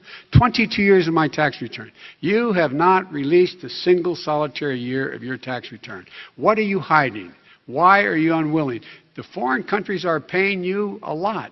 Russia's paying you a lot. China's paying you a lot. And your hotels and all your businesses all around the country, all around the world. And China's building a new road to a new a golf course you have overseas. So what's going on here? Why don't release your tax return or stop talking about corruption? President Trump, your response. First of all, I called my accountants, underwrote it. I'm going to release them as soon as we can. I want to do it, and it'll show how successful, how great this company is. But much more importantly than that, people were saying $750. I asked them a week ago, I said, what did I pay? They said, sir, you prepaid tens of millions of dollars. I prepaid my tax. Tens over the last number of years. Tens of millions of dollars I prepaid. Because at some point they think it's an estimate. They think I may have to pay tax. So I already prepaid it. Nobody told me that. Did your accountant Nobody tell told when you that. could release Excuse them? me. And it wasn't written whenever they write this. They keep talking about $750, which I think is a filing fee. But let me just tell you, I prepaid millions and millions of dollars in taxes. Number one. Number two, I don't make money from China. You do. I don't make money from Ukraine. You do. I don't make money from Russia. You made $3.5 million, Joe, and your son gave you. They even have a statement that we have to give 10% to the big man. You're the big man, I think. I don't know. Maybe you're not, but you're the big man, I think. Your son said we have to give 10% to the big man. Joe, what's that all about? It's terrible. All right, gentlemen, I want to ask you both some questions about all of this, but I'm going to let you both respond very quickly. You just said you spoke to your accountant about potentially releasing your taxes. Did he tell you when you can release them? Do you have a deadline for when you're going to release them to the American people? I get treated worse than the Tea Party got treated. Because I have a lot of people in there, deep down in the IRS, they treat me horribly. We made a deal, it was all settled until I decide to run for president. I get treated very badly by the IRS, very unfairly. But we had a deal all done. As soon as we're completed with the deal, I want to release it. But I have paid millions and millions of dollars, and it's worse than paying. I paid in advance. It's called prepaying your taxes. I paid in advance. I want to ask you both about questions regarding your potential foreign entanglements and questions that have been raised to give you both a chance to talk about this more broadly. Respond very quickly, and then I'll get to my question. Why did he's been saying this for 4 years? Show us. Just show us. Stop playing around. You've been saying for 4 years you're going to release your taxes. Nobody knows it, Mr. President. What they do know is you're not paying your taxes, or you're paying taxes that are so low. When last time he said what he paid, he said, I only pay that little because I'm smart. I know how to game the system. Come on. Come on, folks. So, President Trump, and then I want to get to two questions to both of you. Sure. I was put through a phony witch hunt for 3 years. It started before I even got elected. They spied on my campaign. No president should ever have to go through what I went through. Let me just say this. Mueller and 18 angry Democrats and FBI agents all over the place spent $48 million They went through everything I had, including my tax returns, and they found absolutely no collusion and nothing wrong. 48 million. I guarantee you, if I spent 1 million on you, Joe, I could find plenty wrong. Because the kind of things that you've done and the kind of monies that your family has taken, I mean, your brother made money in Iraq, millions of dollars. Your other brother made a fortune, and it's all through you, Joe. And they say you get some of it, and you do live very well. You have houses all over the place. You live very well. All right, gentlemen, let me just ask some questions about all of this broadly. Vice President Biden, there have been questions about the work your son has done in China and for a Ukrainian energy company when you were vice president. In retrospect, was anything about those relationships inappropriate or unethical? Nothing was unethical. Here's what the deal.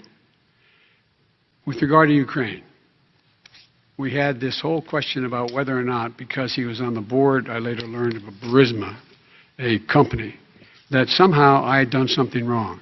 Yet every single solitary person, when he was going through his impeachment, testifying under oath who worked for him, said, I did my job impeccably. I carried out U.S. policy. Not one single solitary thing was out of line. Not a single thing, number one. Number two, the guy who got in trouble in Ukraine was this guy trying to bribe the Ukrainian government to say something negative about me, which they would not do and did not do because it never, ever, ever happened. My son has not made money in terms of this thing about, what are you talking about, China. I have not had it. The only guy made money from China is this guy. He's the only one. Nobody else has made money from China. President Trump, let me ask my question to you. But could I just one thing? Very quickly. His son didn't have a job for a long time, was sadly no longer in the military service. I won't get into that. And he didn't have a job. As soon as he became vice president, Burisma, not the best reputation in the world. I hear they paid him $183,000 a month. Listen to this. $183, and they gave him a $3 million upfront payment. All right. And he had no energy. I'm going to let the Vice President respond to that quickly, and then I need to get dishonest. to a question to you. Very No quickly. basis for that. Everybody investigated that. No one said anything he did was wrong in Ukraine. Okay, President Trump, this is for you. Since you took office, you've never divested from your business. You've personally promoted your properties abroad. A report this week, which was referenced, does indicate that your company has a bank account in China. So how can voters know that you don't have any foreign conflict of interest? I have many bank accounts, and they're all listed, and they're all over the place. I mean, I was a businessman doing business. The bank account you're referring to, which is everybody knows about it, it's listed. The bank account was in 2013. That's what it was. It was opened it was closed in 2015, I believe. And then I decided, because I was thinking about doing a deal in China like millions of other people. I was thinking about it, and I decided I'm not going to do it. Didn't like it. I decided not to do it. Had an account open, and I closed it. Okay. Excuse me. And then, unlike him, where he's vice president and he does business, I then decided to run for president after that. That was before. So I closed it before I even ran for president, let alone became president. Big difference. He is the vice president of the United States, and his son, his brother, and his other brother are getting rich. They're like a vacuum cleaner. They're sucking up money every President Trump, place he thank goes. you. We do need to move on. I do want to ask you, Vice President Biden, about China. Let's talk about China more broadly. There have, of course, President Trump has said that they should pay for not being fully transparent in regards to the coronavirus. If you were president, would you make China pay? And please be specific. What would that look like? What I'd make China do is play by the international rules, not like he has done. He has caused the deficit of China to go up, not down, with China, up, not down. We are making sure that in order to do business in China, you have to give all your intellectual property. You have to have a partner in China. It's 51%. We would not do that at all, number one. Number two, we're in a situation where China would have to play by the rules internationally as well. When I met with Xi, when I was still vice president, he said we're setting up air identification zones in the South China Sea. You can't fly through them. I said we're going to fly through them. We just flew B-52, B-1 bombers through it. We're not going to pay attention. They have to play by the rules. And what's he do? He embraces guys like the thugs like in North Korea and the Chinese president and Putin and others, and he pokes his finger in the eye of all of our friends, all of our allies. We make up we're 25% of the world's economy. We need to be having the rest of our friends with us saying to China, these are the rules. You play by them or you're going to pay the price for not paying by them economically. That's the way I will run it, and that's what we did in upholding steel tariffs and a range of other things when we were president and vice president. All right, let's talk about North Korea. Excuse me, no, I have to respond to that. Okay, very quickly, and then My we're son going to move walked on out to with North $1.5 billion from China to Not manage after true. spending 10 minutes in office and being in Air Force 2, number one. Number two, there's a very strong email talking about your family wanting to make $10 million a year for introductions. President Trump, on China policy, true. though, what No, but wait a specifically are minute. you going to do? What specifically are you going to do to make China pay? You've said you're going First to of make all, them pay. China is paying. They're paying billions and billions of dollars. I just gave New $28 billion. sanctions? New sanctions? I just gave $28 billion to our farmers. because Taxpayers' China, money. It's what? Taxpayers' money. Didn't come from yeah, China. you know who the taxpayer is? It's called China. China Not paid true. $28 billion, and you know what they did to pay it, Joe? They devalued their currency, and they also paid up. And you know who got the money? Our farmers, our great farmers, because they were targeted. You never charged them anything. Also, I charged them 25% on dumped steel because they were killing our steel industry. We were not going to have a steel industry. Okay. And now we have a steel Okay, industry. Vice President Biden, your response, please. Our response is, look, this isn't about, there's a reason why he's bringing up all this malarkey. There's a reason for it. He doesn't want to talk about the substantive issues. It's not about his family and my family. It's about your family. And your family's hurting badly. If you're making less than, if you're a middle-class family, you're getting hurt badly right now. You're sitting at the kitchen table this morning deciding, well, we can't get new tires, they're bald because we have to wait another month or so. Or are we going to be able to pay the mortgage? Or who's going to tell her she can't go back to community college? They're the decisions you're making in the middle-class families like I grew up in Scranton and Claymont. They're in trouble. We should be talking about your families, but that's the last thing he wants to talk about. I want That is a to talk typical about statement. North Korea. Excuse me, just I do for want 1 to turn second, to please. 10 seconds, Mr. President. That's 10 a seconds. typical political statement. Let's get off this China thing, and then he looks, the family, around the table, everything. Just a typical politician when I see that. Let's talk I'm about not North a typical Korea now. politician. Okay, That's why I got elected. Let's get off the subject of China. Let's talk sitting around the table. All right. Come on, Joe, you can do better. We're going to talk about North Korea now. President Trump, you've met with North Korean leader Kim Jong-un 3 times.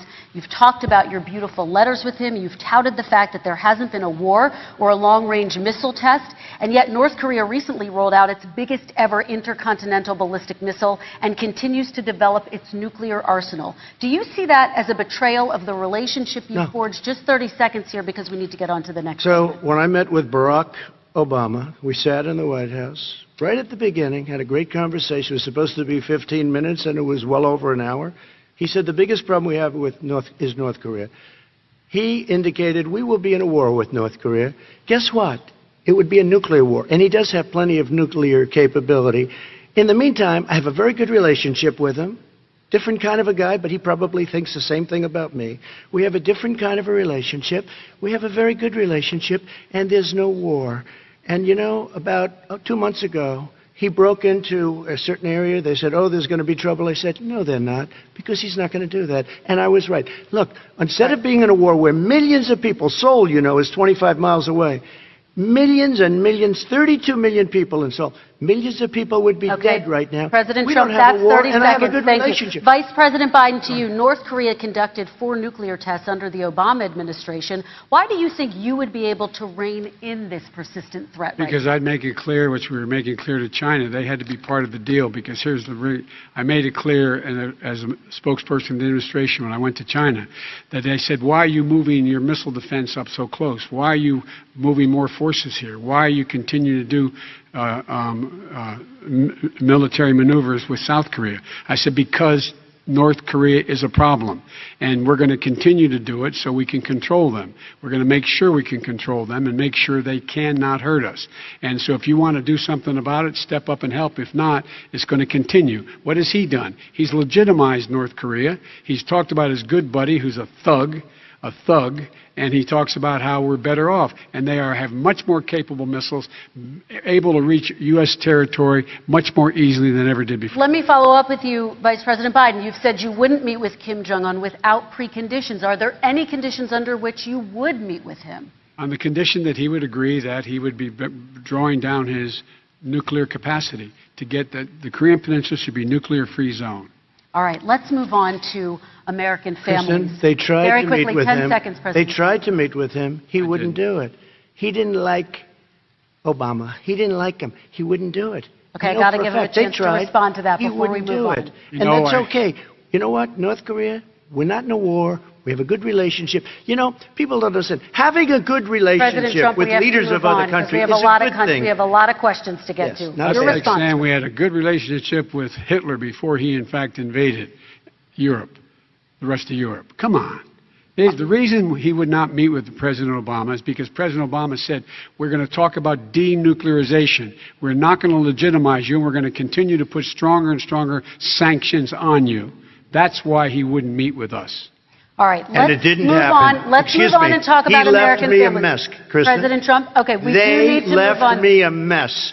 North Korea was a mess. We And need in fact, to move if on you so that remember we the can first get to 2 all or of our 3 other months, questions tonight, there was a President very Trump. dangerous period in my first 3 months before we sort of worked things out a little bit. Okay. There was a they left us a mess. And Obama would be, I think, the first to say it was the single biggest problem he thought that our country had. Okay, let's move on to American families and the economy.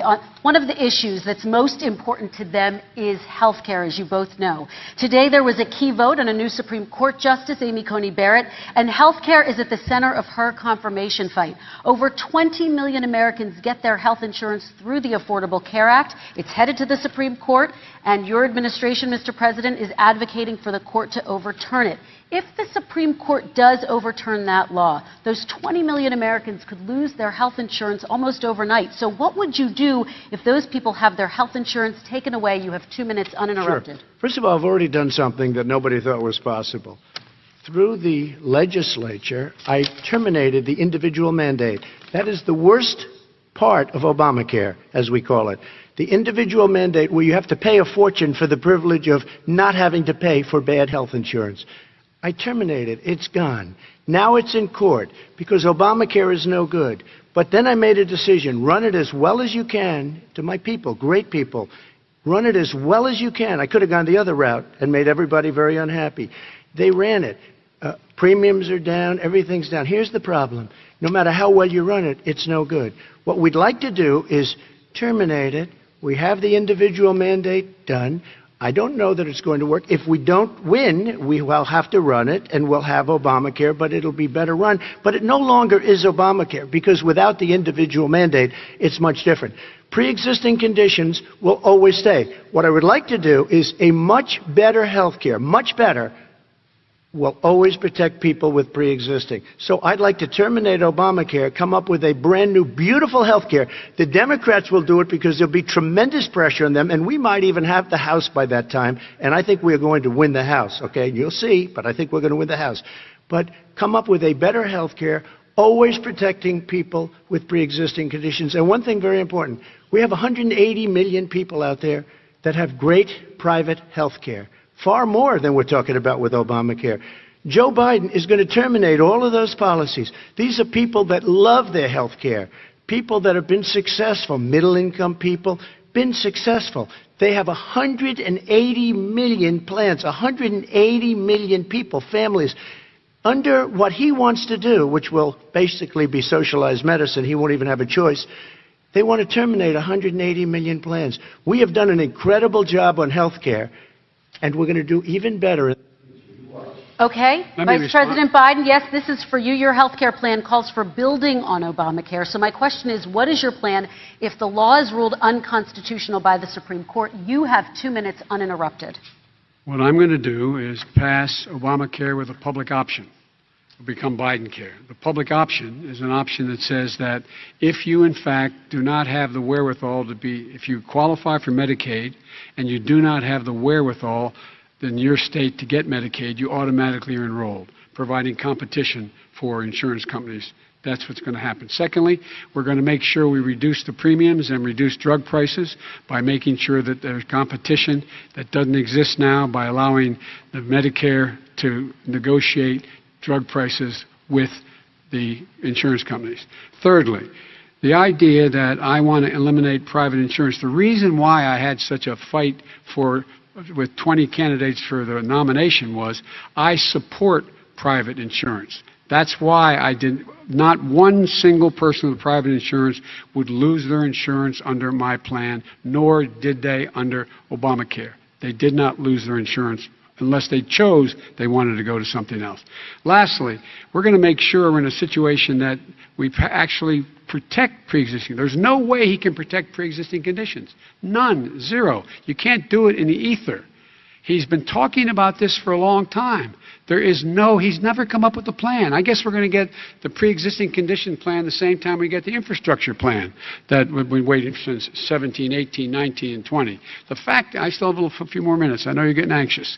The fact is that he's already cost the American people, because of his terrible handling of the COVID virus and the economic spillover, 10 million people have lost their private insurance. And he wants to take away 22 million more people who have it under Obamacare, and over 110 million people with pre-existing conditions. And all the people from COVID are going to have pre-existing conditions. What are they going to do? I have a follow-up for you, Vice President Biden. It relates to something that President Trump said. He's accusing you of wanting socialized medicine. What do you say to people who have concerns that your health care plan, which includes a government insurance option, takes the country one step closer to a health care system run entirely by the government? What's your response to I say it's ridiculous. It's like saying that, the idea that the fact that there's a public option that people can choose, that makes it a socialist plan. Look, the difference between the president, I think health care is not a privilege, it's a right. Everyone should have the right to have affordable health care. And I am very proud of my plan. It's gotten endorsed by all the major labor unions, as well as a whole range of other people who in fact are concerned in the medical field. This is something that's going to save people's lives, and this is going to give some people an opportunity to have health care for their children. How many of you home are worried and rolling around in bed tonight wondering what in God's name you're going to do if you get sick because you've lost your home insurance, your health insurance your company's gone under? We have to provide health insurance for people at an affordable rate, and that's what I do. President Trump, Excuse me, he was your there response. for 47 years. He didn't do it. He was now there as vice president for 8 years, and it's not like it was 25 years ago. It was 3 3/4. It was just a little while ago, right? Less than 4 years ago. He didn't do anything. He didn't do it. He wants socialized medicine, and it's not that he wants it. His vice president, she is more liberal than Bernie Sanders and wants it even more. Bernie Sanders wants it. The Democrats want it. You're going to have socialized medicine, just like you went with fracking. We're not going to have fracking. We're going to stop fracking. We're going to stop fracking. Then he goes to Pennsylvania after he gets a nomination, where he got very lucky to get it. And he goes to Pennsylvania and he says, oh, we're going to have fracking. And you never asked that question. And by the way, so far, I respect very much the way you're handling this, I have to say. By the way. But somebody should ask the question. You can ask he goes for a year. There will be We no fracking. do have a number of topics we're going to get to. That's a big question. We're going to get to. The same thing with socialized medicine. I have to respond. Vice President, your response, please. My response is people deserve to have affordable health care, period. Period, period, period. And the Biden care proposal will, in fact, provide for that affordable health care, lower premiums. What we're going to do is going to cost some money. It's going to cost over $750 billion over 10 years to do it. And they're going to have lower premiums. You can buy into the better plans, the cheaper plans, lower your premiums, deal with unexpected billing, and have your drug prices drop significantly. He keeps talking about it. He hasn't done a thing for anybody on health care. Not a thing. Kristen, when Very he quickly, says, then I want to talk when about he what's says happening on public Capitol option, Hill. he's talking about socialized medicine and health care. When he talks about a public option, he's talking about destroying your Medicare, totally destroyed, and destroying your Social Security. And this whole country will come down. You know, Bernie Sanders tried it in his state. He tried it in his state. His governor was a very liberal governor. They wanted to make it work. Okay, let's let Vice President Biden respond. It doesn't work. He's a very confused guy. He thinks he's running against somebody else. He's running against Joe Biden. I beat all those other people because I disagreed with them. Joe Biden, he's running against. And the idea that we're in a situation that they're going to destroy Medicare, this is the guy that the actuary at Medicare said, if in fact, at Social Security, if in fact he continues to withhold his plan to withhold the tax on Social Security will be bankrupt by 2023 with no way to make up for it. This is the guy who's tried to cut Medicare. So I mean, the idea that Donald Trump is lecturing me on Social Security and Medicare? Come on. He tried to get rid of, he tried to hurt Social Security years ago. Years ago. Go back and look at the records. He tried to hurt Social Security years ago. All right, let's move on. I'm going to move on. Mr. President, I have to move on to the next question. They said or the else stock we're not market gonna will have time to talk boom about it. if I'm elected. If he's elected, the stock market will crash. Okay, let's move on to the next question very quickly. Look, the idea that the stock market is booming is his only measure of what's happening. Where I come from in Scranton and Claymont, the people don't live off of the stock market. Just in the last three years during this crisis, the billionaires in this country made, according to the Wall Street, $700 billion more. $700 billion more, because that's his only measure. What happens to the ordinary people out there? What happens to them? Let's talk about what's happening on Capitol Hill. We're going to move on. 401ks are through the roof. We're going to move on. Stock are through the roof. All right. And he doesn't come from Scranton. That's like he lived there for a short period of time before he even knew it. We're going to move on to the next question. And the people of Pennsylvania Let me will move show on you to my that. next question, They gentlemen. understand. As of tonight, more than 12 million people are out of work. And as of tonight, 8 million more Americans have fallen into poverty, and more families are going hungry every day. Those hit hardest are women and people of color. They see Washington fighting over a relief bill. Mr. President, why haven't you been able to get them the help they need? 30 seconds here. Because Nancy Pelosi doesn't want to approve it. I do. But you're the president. I do, but I still have to get. Unfortunately, that's one of the reasons I think we're going to take over the House, because of her. Nancy Pelosi doesn't want to approve anything because she'd love to have some victories on a date called November 3rd. Nancy Pelosi does not want to approve it. We are ready, willing, and able to do something. Don't forget, we've already approved 3 plans, and it's gone through, including the Democrats, in all fairness. This one she doesn't want. It's near the election because she thinks it helps her politically. I think it hurts her politically. All right, Mr. Vice President. You know, the Republican leader in the United States Senate said he can't pass it. He will not be able to pass it. He does not have Republican votes. Why isn't he talking to his Republican friends? Let me follow up with you, Vice President If we made a Biden, deal, because the Republicans let me will ask pass Vice it. President Biden a question. You are the leader of the Democratic Party. Why have you not pushed the Democrats to get a deal for the American people? Well, I have, and they have pushed it. Look, they passed this act all the way back in the beginning of the summer. This is like it's not new. It's been out there. This HEROES Act has been sitting there. And look at what's happening. When I was in charge of the Recovery Act with $800 billion, I was able to get $145 billion to local communities that have to balance their budgets and states that have to balance their budgets, so then have to fire firefighters, teachers, first responders, law enforcement officers, so they could keep their cities and counties running. He will not support that. They have not done a thing for them. And Mitch McConnell said, let them go bankrupt. Let them go bankrupt. Come on. What's the matter with these guys? The bill that was passed in the House was a bailout of badly run, high-crime, Democrat, all run by Democrats, cities and states. It was a way of getting a lot of money, billions and billions of dollars to these states. It was also a way of getting a lot of money from our people's pockets to people that come into our country illegally. We were going to take care of everything for them. And what that does, and I'd love to do that, I'd love to help them, but what that does, everybody all over the world will start pouring into our country. We can't do it.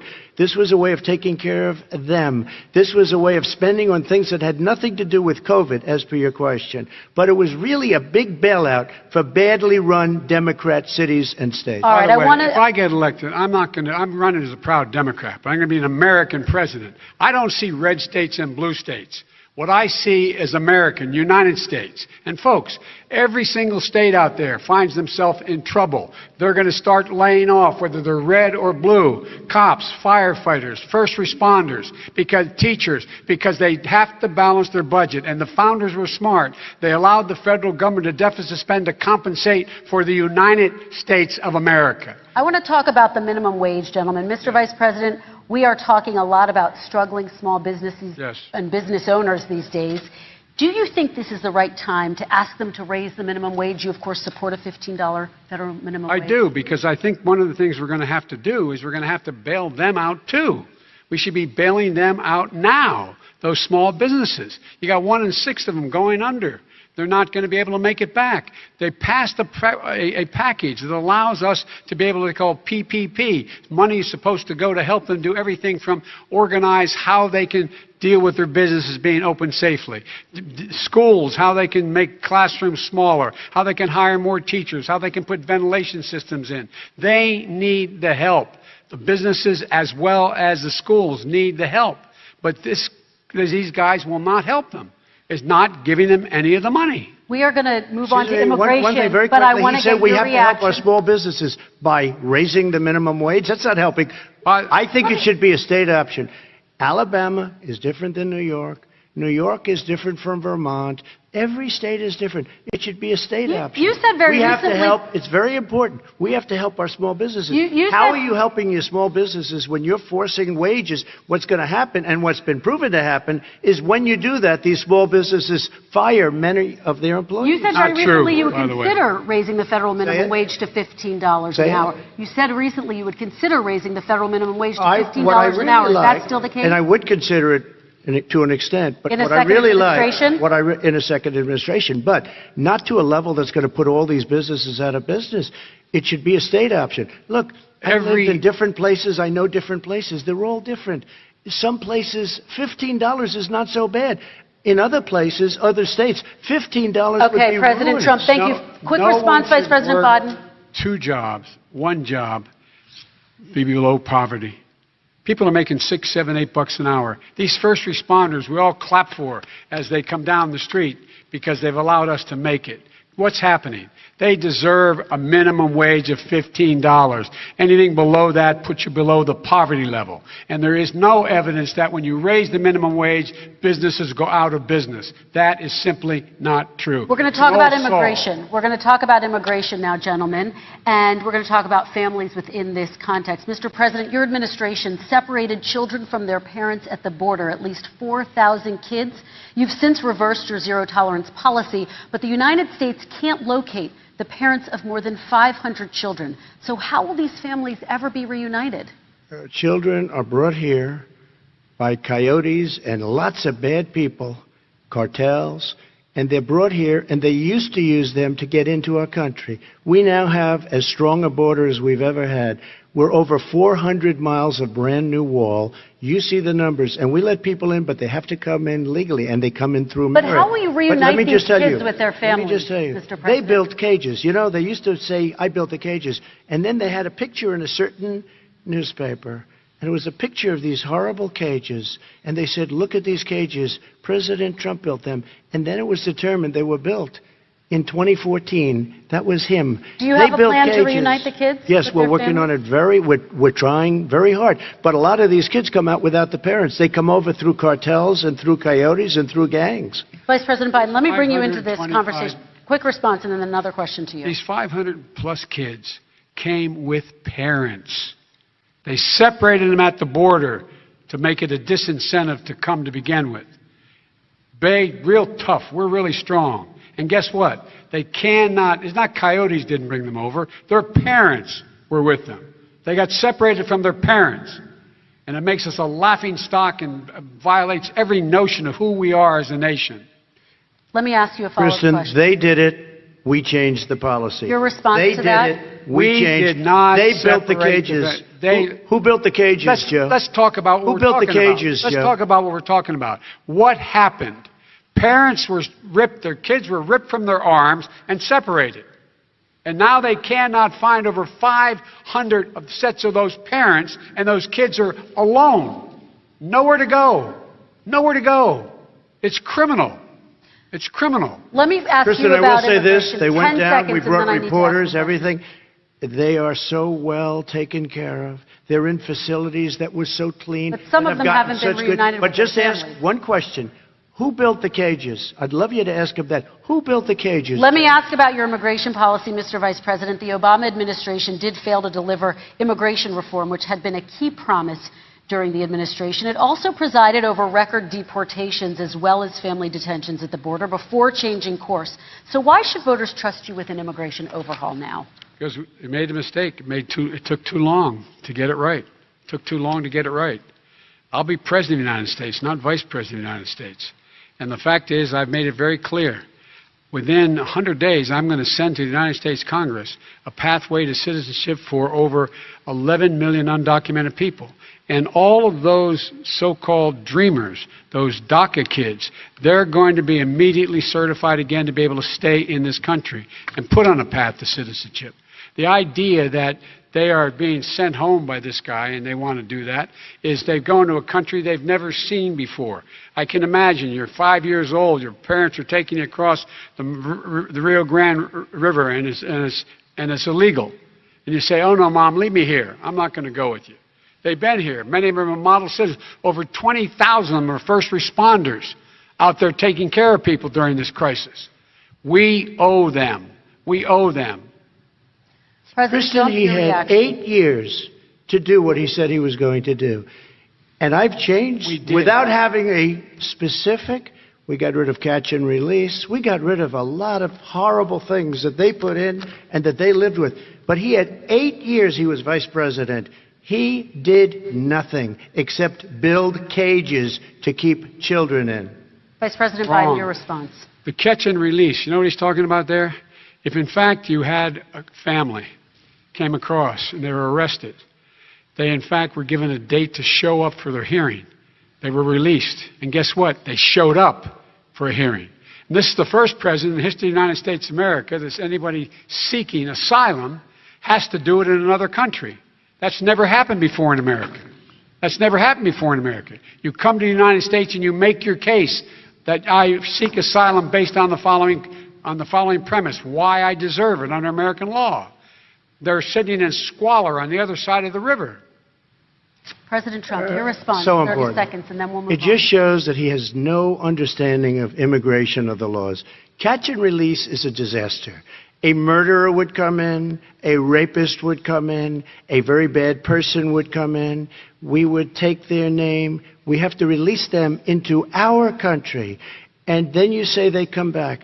Less than 1% of the people come back. We have to send ICE out and Border Patrol out to find them. We would say, come back in 2 years, 3 years. We're going to give you a court case. You need Perry Mason. We're going to give you a court case.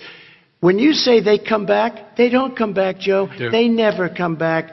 Only the really, I hate to say this, but those with the lowest IQ, they might come back. Okay, But President they're Trump, very, let's very give few. Vice President Biden a chance to respond, and then we're going to move on to the You next don't know section. the law, Joe. Vice President Biden, your response. Know the law, what he's telling you is simply not true. Well, check it out. They don't come back. Check it out. All right, let's move on But we don't have to the worry next about it because they section. terminated it, so we don't have to worry about Let's it move anymore. on to the next And you have section. 525 kids not knowing where in God's name they're going to be and lost their parents. Go ahead. All right, let's talk about our next section, which is race in America. And I want to talk about the way black and brown Americans experience race in this country. Part of that experience is something called the talk. It happens regardless of class and income. Parents who feel they have no choice but to prepare their children for the chance that they could be targeted, including by the police, for no reason other than the color of their skin. Mr. Vice President, in the next 2 minutes, I want you to speak directly to these families. Do you understand why these parents fear for their children? I do. I do. You know, my daughter is a social worker, and she's written a lot about this. She has a graduate degree from the University of Pennsylvania in social work. And you know, one of the reasons why I ended up working on the east side of Wilmington, Delaware, which is 90% African American, was to learn more about what was going on. What I never had to tell my daughter, if she's pulled over make sure she puts, for a traffic stop, put both hands on top of the wheel and don't reach for the glove box because someone may shoot you. But a black parent, no matter how wealthy or how poor they are, has to teach their child when you're walking down the street, don't have a hoodie on when you go across the street. Making sure that you, in fact, if you get pulled over, yes, yes, sir, no, sir, hands on top of the wheel, because you are, in fact, the victim, whether you're a person making child of a $300,000 a year person or someone who's on food stamps. The fact of the matter is, there is institutional racism in America. And we have always said, we've never lived up to it, that we hold these truths to be self-evident. All men and women are created equal. But guess what? We have never, ever lived up to it, but we've always constantly been moving the needle further and further to inclusion, not exclusion. This is the first president to come along and says, that's the end of that. We're not going to do that anymore. We have to provide for economic opportunity, better education, better health care, better access to schooling, better access to opportunity to borrow money to start businesses. All the things we can do, and I've laid out a clear plan as to how to do those things, just to give people a shot. It's about accumulating the ability to have wealth as well as it is to be free from violence. President Trump, same question to you, and let me remind you of the question. I would like you to speak directly to these families. Do you understand why these parents fear for their children? Yes, I do. And again, he's been in government 47 years. He never did a thing except in 1994 when he did such harm to the black community. And they were called, and he called them super predators. And he said that. He said it, super predators. And they have never lived that down. 1994, your crime bill, the super predators. Nobody has done more for the black community than Donald Trump. And if you look, with the exception of Abraham Lincoln, possible exception, but the exception of Abraham Lincoln, nobody has done what I've done. Criminal justice reform, Obama and Joe didn't do it. I don't even think they tried because they had no chance at doing it. They might have wanted to do it, but if you had to see the arms I had to twist to get that done, it was not a pretty picture, and everybody knows it, including some very liberal people that cried in my office. They cried in the Oval Office. 2 weeks later, they're out saying, gee, we have to defeat him. Criminal justice reform, prison reform, opportunity zones with Tim Scott, a great senator from South Carolina. He came in with this incredible idea for opportunity zones. It's one of the most successful programs. People don't talk about it. Tremendous investment is being made. Biggest beneficiary, the black and Hispanic communities, and then historically black colleges and universities. After 3 years of coming to the office, I love some of those guys. They were great. They came into the office and they said, I said, what are you doing? After 3 years, I said, why do you keep coming back? Because we have no funding. I said, you don't have to come back every year. We have to come back. Because President Obama would never give them long-term funding, and I did. 10-year long-term funding, and I gave them more money than they asked for because they said, I think you need more. And I said, the only bad part about this is I may never see you again because I got very friendly with them, and they like me and I like them. But I saved historically black colleges and universities. Okay, and we're going to talk about both of your records, but your response to that, Vice Chairman. My response to that is I never, ever said what he accused me of saying. The fact of the matter is, in 2000, though, after the crime bill had been in the law for a while, this is the guy who said, the problem with the crime bill, there's not enough people in jail. There's not enough people in jail. And go on my website, get the quote, the date when he said it. Not enough people. He talked about marauding gangs, young gangs, and the people who are going to maraud our cities. This is a guy who in the Central Park five innocent black kids, he continued to push for making sure that they got the death penalty. None of them were guilty of the crimes they were suggested. Look, and talk about granted, he did in fact let 20 people, he commuted 20 people's sentences. We commuted over 1,000 people's sentences. Over 1,000. The very law he's talking about is a law that, in fact, initiated by Barack Obama. And secondly, we're in a situation here where the federal prison system was reduced by 38,000 people under our administration. And one of these things we should be doing, there should be no minimum mandatories in the law. That's why I'm offering $20 billion to states to change their state laws to eliminate minimum mandatories and set up drug courts. No one should be going to jail because they have a drug problem. They should be going to rehabilitation, not to jail. We should fundamentally change the system, and that's what I'm going to do. But why didn't he do it 4 years ago? Why didn't you do that 4 years ago, even less than that? Why didn't you do it? You were vice president. You keep talking about all these things you're going to do, and you're going to do this. But you were there just a short time ago, and you guys did nothing. We did. You know, Joe, I ran because of you. I ran because of Barack Obama, because you did a poor job. If I thought you did a good job, I would have never run. I would have never run. I ran because of you. I'm looking at you now. You're a politician. I ran because of you. All right, Vice President Biden, your response to that, and then I do have some questions for both of you. Well, I tell you what, I hope he does look at me, because what's happening here is, you know who I am, you know who he is, you know his character, you know my character, you know our reputations for honor and telling the truth. I am anxious to have this race. I am anxious to see this take place. The character of the country is on the ballot. Our character is on the ballot. Look at us closely. Let me ask some follow-up. Please respond, and then we're going to have follow-up If this stuff is true about Russia, Ukraine, China, other countries, Iraq, if this is true, then he's a corrupt politician. So don't give me the stuff about how you're this innocent baby. Joe, they're calling you a corrupt politician. Nobody's President Trump, I want to stay on the issue of race. We're talking about the issue. Laptop from hell. President Trump, we're talking about race right now, and I do want to stay on the issue of race. President Trump, I have to respond to that. Please, because look, very quickly. There are 50 former national intelligence folks who said that what he's accusing me of is a Russian plant.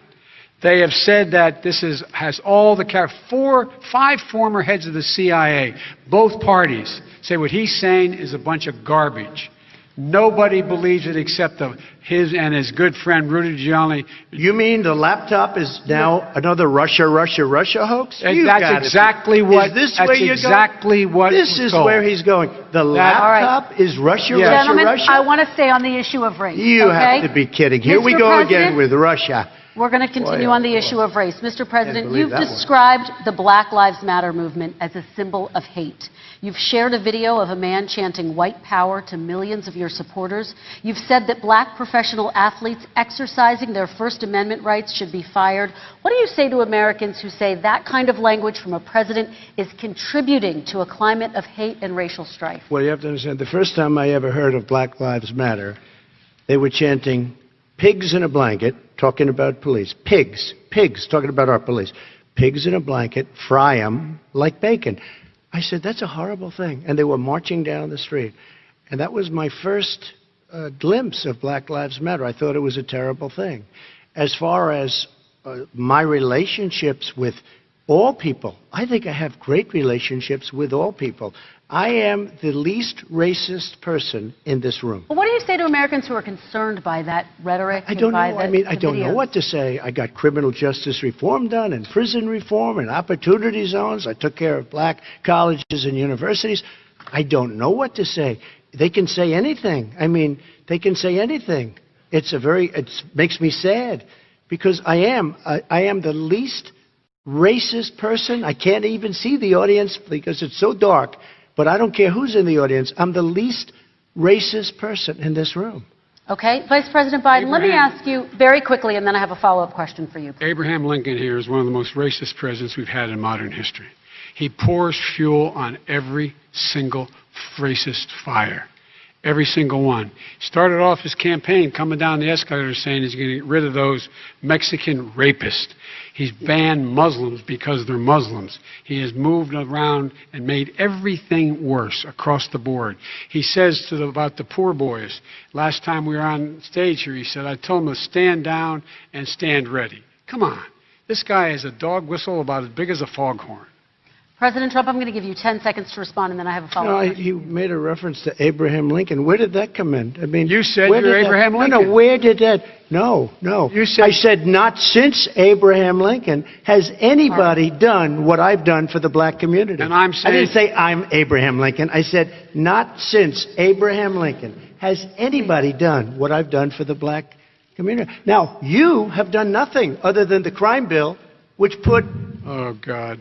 tens of thousands of black men, mostly, in jail. All right, let me, And you know let me, what? let me They ask remember Vice it, President because if you Biden look a at what's question. happening with the voting right now, Let me ask they Vice remember President that Biden you treated them about- very, very badly. Just the- take a look at what's happening out there. Vice President Biden, let me give you a chance to respond within this context. Crime Okay. bills that you supported in the 80s and 90s contributed to the incarceration of tens of thousands of young black men who had small amounts of drugs in their possession.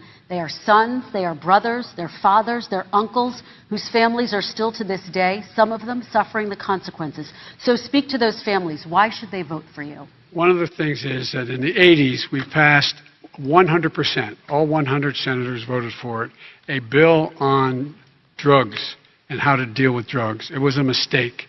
I've been trying to change the since then, particularly the portion on cocaine. That's why I've been arguing that, in fact, we should not send anyone to jail for a pure drug offense. They should be going into treatment across the board. That's what we should be spending money. That's why I set up drug courts, which were never funded by our Republican friends. They should not be going to jail for a drug or an alcohol problem. They should be going into treatment. Treatment. That's what we've been trying to do. That's what I'm going to get done, because I think maybe the American people have now seen that, in fact, it was a mistake to pass those laws relating to drugs. But they were not in the crime bill. But why didn't he get it done? See, it's all talk, no action with these politicians. Why didn't he get it done? That's what I'm going to do when I become president.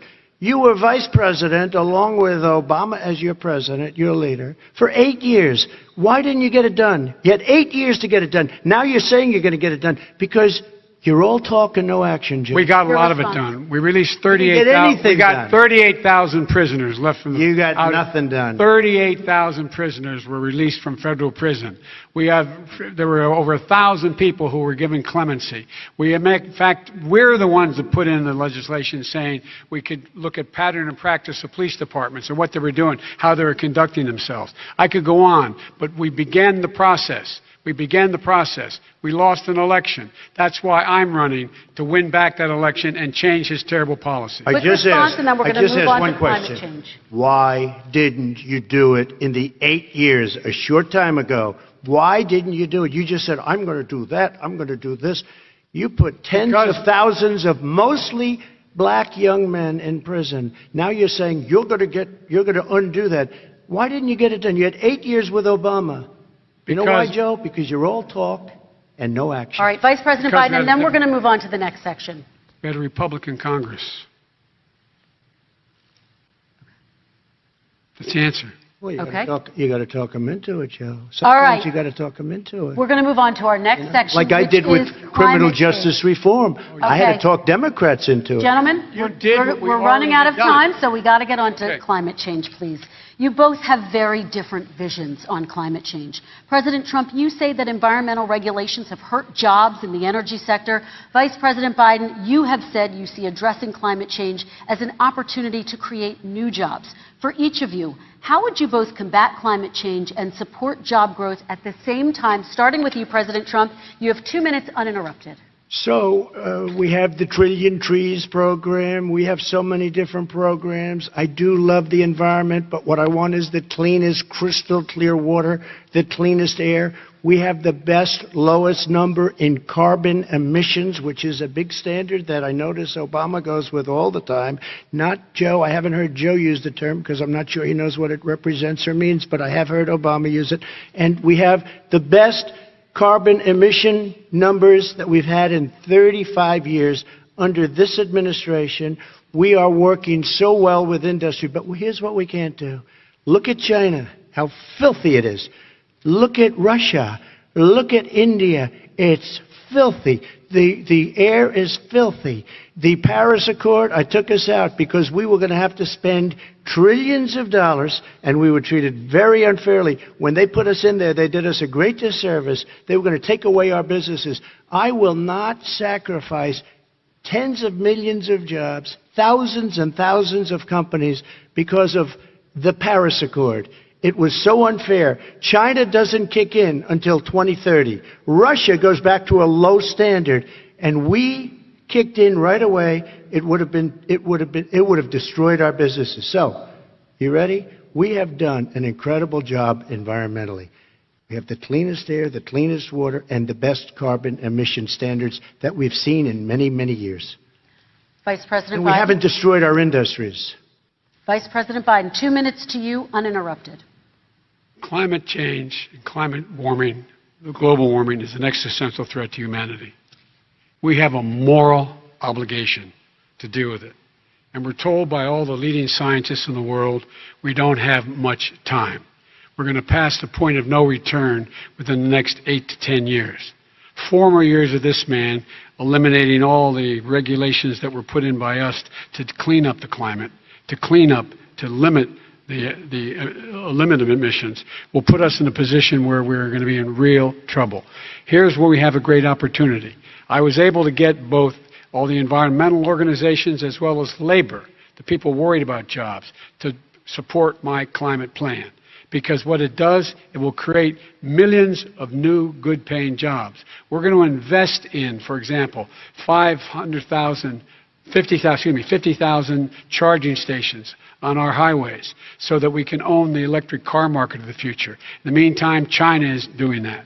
We're going to be in a position where we're going to see to it that we're going to take 4 million existing buildings and 2 million existing homes and retrofit them so they don't leak as much energy, saving hundreds of millions of barrels of oil in the process and creating significant number of jobs. And by the way, the whole idea of what this is all going to do, it's going to create millions of jobs, and it's going to clean the environment. Our health and our jobs are at stake. That's what's happening. And what right now, by the way, Wall Street firms indicated that my plan will in fact create 18.6 million jobs, 7 million more than his. This is from Wall Street. And I'll create $1 trillion more in economic growth than his proposal does. Not on climate, just on the economy. President Trump, you're They came out and said very strongly, $6,500 will be taken away from families under his plan, that his plan is an economic disaster. If you look at what he wants to do, if you look at his plan, his environmental plan, you know who developed it? AOC +3. They know nothing about the climate. I mean, she's got a good line of stuff, but she knows nothing about the climate. And they're all hopping through hoops for AOC +3. Look, their real plan costs $100 trillion. If we had the best year in the history of our country for 100 years, we would not even come close to a number like that. When he says buildings, they want to take buildings down because they want to make bigger windows into smaller windows. As far as they're concerned, if you had no window, it would be a lovely thing. This is the craziest plan that anybody has ever seen. And this wasn't done by smart people. This wasn't done by anybody. Frankly, I don't even know how it can be good politically. Right. They want to spend $100 trillion. That's their real number. He's trying to say it was 6. It's $100 trillion. They want to knock down buildings and build new buildings with little, tiny, small windows. I mean, and many other things. Okay. And many other things. Let me have the Vice President respond, and we're running out of time, and we have a lot more questions to get to. Country. So let's hear from the Vice President. I have a number more questions. I don't know where he comes from. I don't know where he comes up with these numbers. Queens. $100 trillion. Give me a break. This plan is endorsed by every major environmental group and every labor group. Labor. Because they know the future lies. The future lies in us being able to breathe, and they know there are good jobs in getting us there. And by the way, the fastest growing industry in America is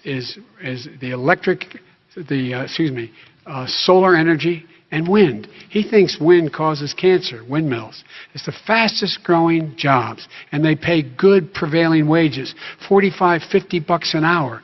We can grow and we can be cleaner if we go the route I'm proposing. President Trump, please We respond, and then I have to We follow are energy independent for the first time. We don't need all of these countries that we had to fight war over because we needed their energy. We are energy independent. I know more about wind than you do. It's extremely expensive. kills all the birds, it's very intermittent, it's got a lot of problems, and they happen to make the windmills in both Germany and China, and the fumes coming up, if you're a believer in carbon emission, the fumes coming up to make these massive windmills is more than anything that we're talking about with natural gas, which is very clean. One other thing. Find me a scientist Solar. that says that. I love solar, but solar doesn't quite have it yet. It's not powerful yet to really run our big, beautiful factories that we need to compete with the world. So it's all a pipe dream. But you know what we'll do? We're going to have the greatest economy in the world. But if you want to kill the economy, get rid of your oil industry.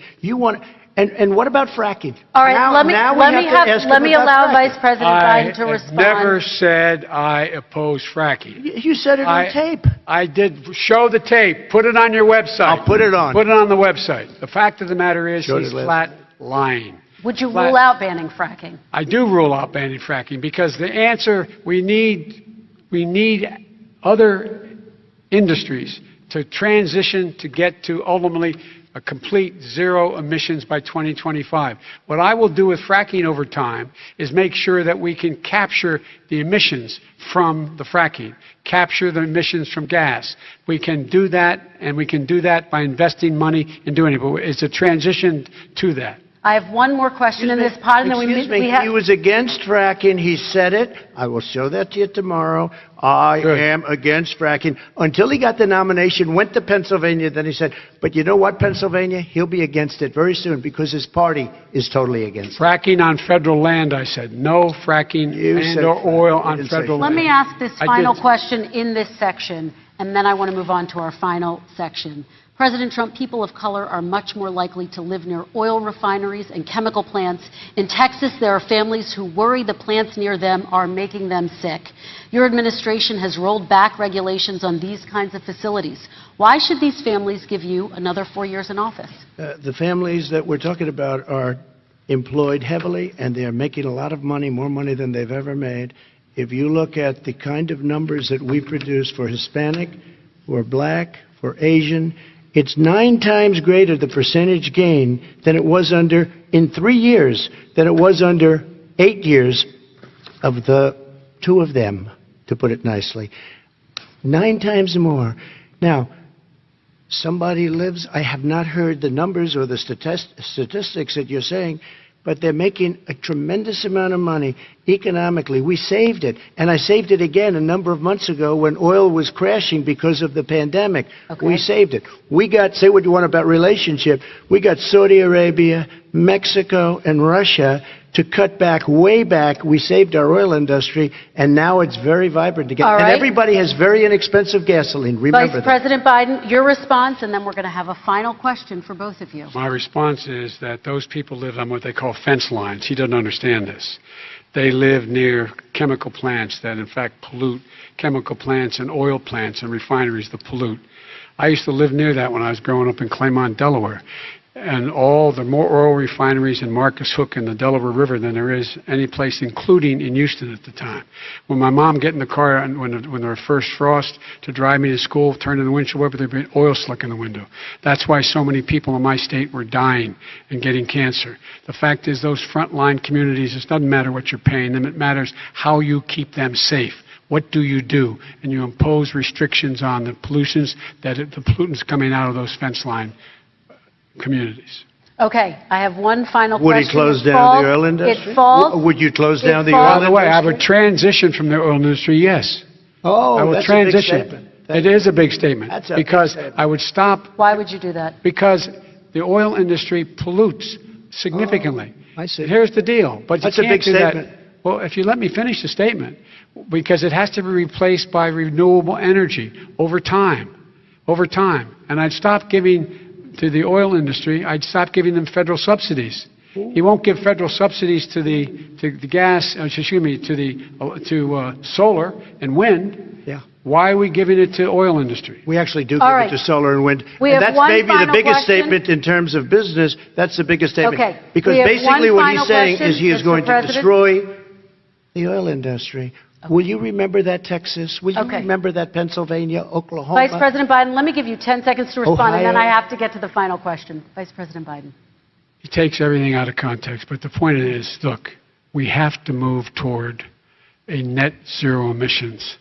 The first place to do that by the year 2035 is in energy production, by 2050 totally. All right. One Is he going final to get question China both to do of it? you. No, we're finished with Is this. he We going have to to get move on China to to our do it? final question. No, We have to I'm move going on to to our rejoin final Paris question. Accord and make China abide by what they agreed to. All right, That'll cost this you is $1 about trillion. leadership, gentlemen. And this first question does go to you, President Trump. Imagine this is your inauguration day. What will you say in your address to Americans who did not vote for you? You'll each have 1 minute, starting with you, Mr. We have to make our country totally successful as it was prior to the plague coming in from China. Now we're rebuilding it, and we're doing record numbers, 11.4 million jobs in a short period of time, etc. But I will tell you, go back. Before the plague came in, just before, I was getting calls from people that were not normally people that would call me. They wanted to get together. We had the best black unemployment numbers in the history of our country. Hispanic, women, Asian, people with diplomas, with no diplomas, MIT graduates, #1 in the class. Everybody had the best numbers. And you know what? The other side wanted to get together. They wanted to unify. Success is going to bring us together. We are on the road to success. But I'm cutting taxes, and he wants to raise everybody's taxes, and he wants to put new regulations on everything. He will kill it. If he gets in, you will have a depression, the likes of which you've never seen. Your 401ks will go to hell, and it'll be a very, very sad day for this country. All right. Vice President Biden, same question to you. What will you say during your inaugural address to Americans who did not vote for you? I will say, I'm an American president. I represent all of you, whether you voted for me or against me. And I'm going to make sure that you're represented. I'm going to give you hope. We're going to move. We're going to choose science over fiction. We're going to choose hope over fear. We're going to choose to move forward because we have enormous opportunities to make things better. We can grow this economy. We can deal with the systemic racism. And at the same time, we can make sure that our economy is being run and moved and motivated by clean energy, creating millions of new jobs. And that's the fact. That's what we're going to do. And I'm going to say, as I said at the beginning, what is on the ballot here is the character of this country.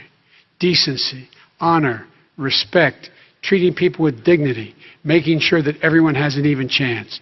And I'm going to make sure you get that. You haven't been getting it the last 4 years. All right. I want to thank you both for a very robust hour and a half, a fantastic debate. Really appreciate it. President Trump, former Vice President Joe Biden, thank you to Belmont University for hosting us tonight. And most importantly, thank you to those watching tonight. Election Day is November 3rd. Don't forget to vote. Thank you, everyone, and have a great night. Thank you.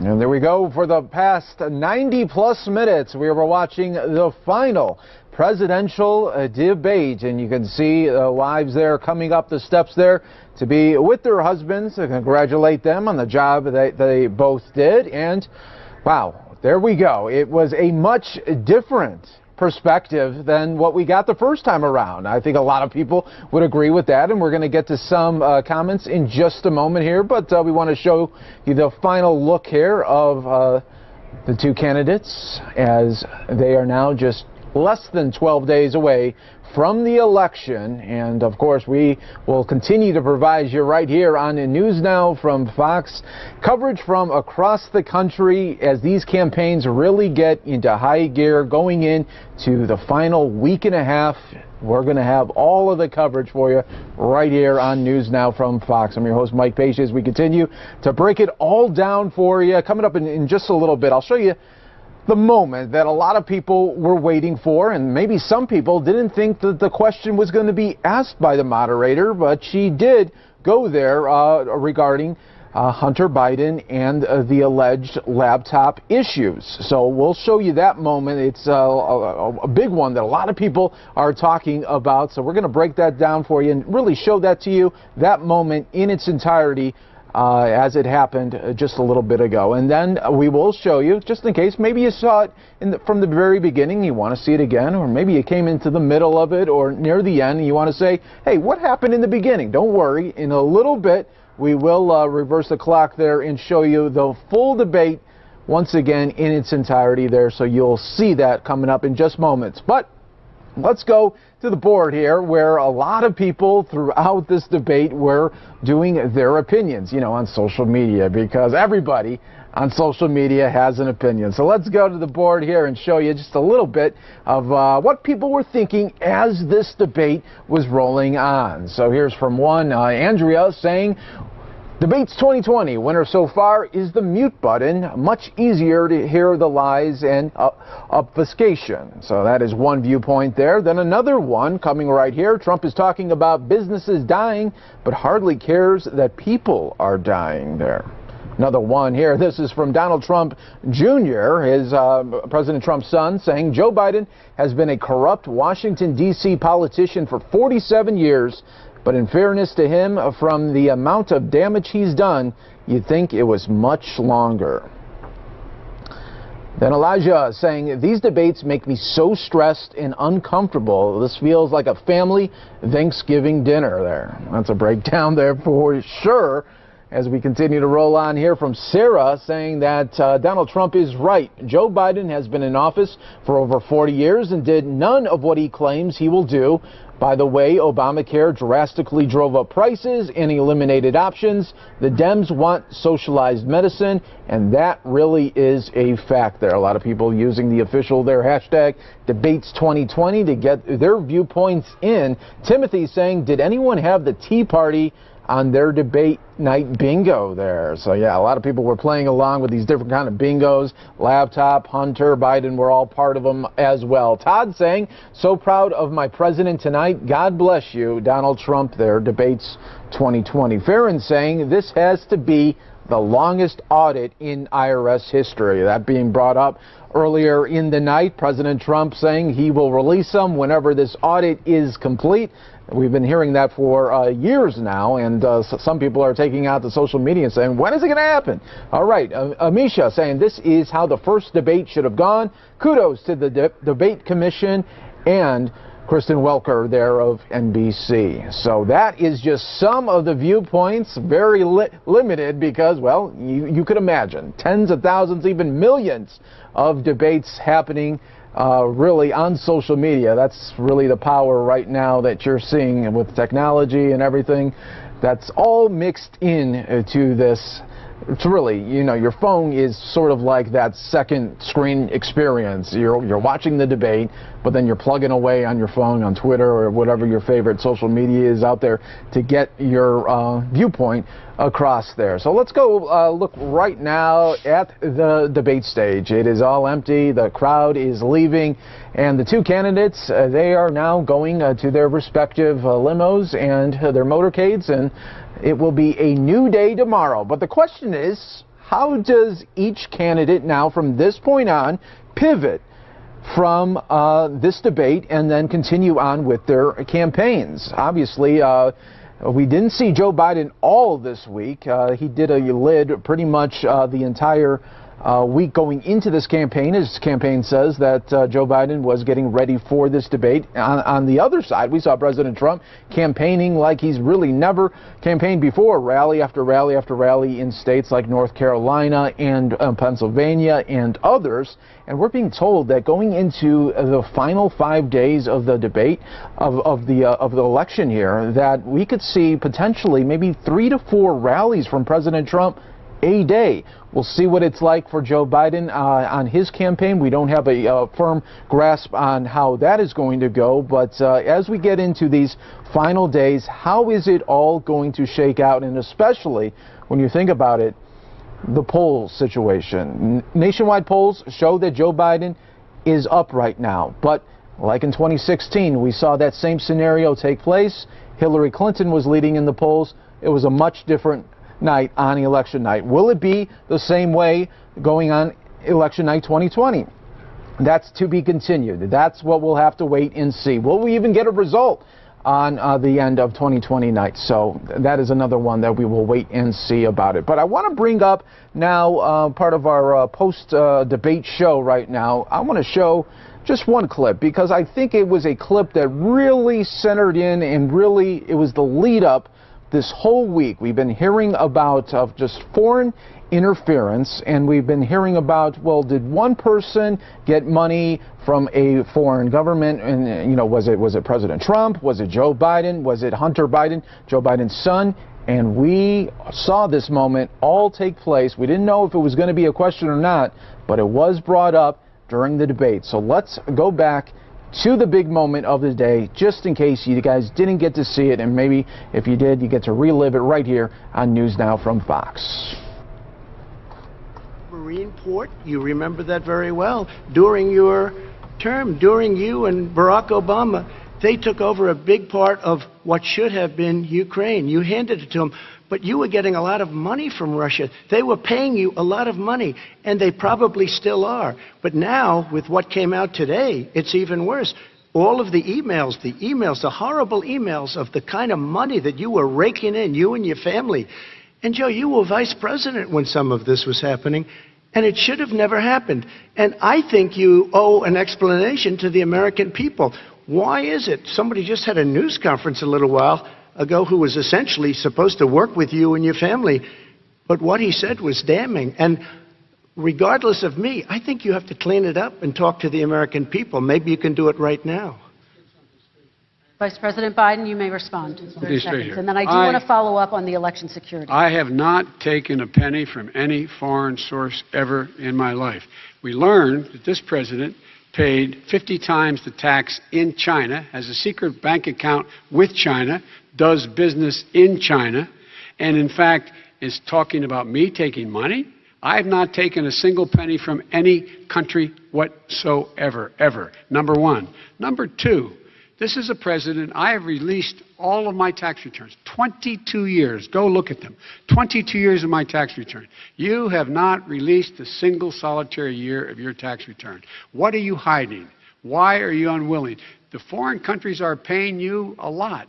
Russia's paying you a lot. China's paying you a lot. And your hotels and all your businesses all around the country, all around the world. And China's building a new road to a new a golf course you have overseas. So what's going on here? Why don't release your tax return or stop talking about corruption? President Trump, your response. First of all, I called my accountants under audit. I'm going to release them as soon as we can. I want to do it, and it'll show how successful, how great this company is. But much more importantly than that, people were saying $750. I asked them a week ago, I said, what did I pay? They said, sir, you prepaid tens of millions of dollars. I prepaid my tax. Tens over the last number of years. Tens of millions of dollars I prepaid. Because at some point they think it's an estimate. They think I may have to pay tax. So I already prepaid it. Nobody told me that. Did your accountant Nobody tell you told when you you that. could release Excuse them? me. And it wasn't written whenever they write this. They keep talking about $750, which I think is a filing fee. But let me just tell you, I prepaid millions and millions of dollars in taxes. Number one. Number two, I don't make money from China. You do. I don't make money from Ukraine. You do. I don't make money from Russia. You made $3.5 million, Joe, and your son gave you. They even have a statement that we have to give 10% to the big man. You're the big man, I think. I don't know. Maybe you're not, but you're the big man, I think. Your son said we have to give 10% to the big man.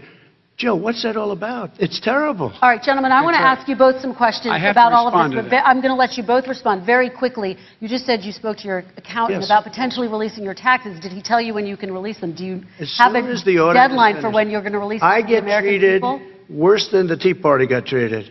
Because I have a lot of people in there, deep down in the IRS, they treat me horribly.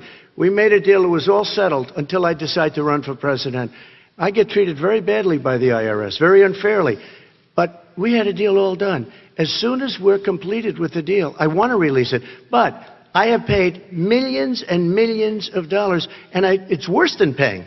I paid in advance. It's called prepaying your taxes. I paid in advance. I want to ask you both about questions regarding your potential foreign entanglements and questions that have been raised to give you both a chance to talk about this more broadly. Respond very quickly, and then I'll get to my question.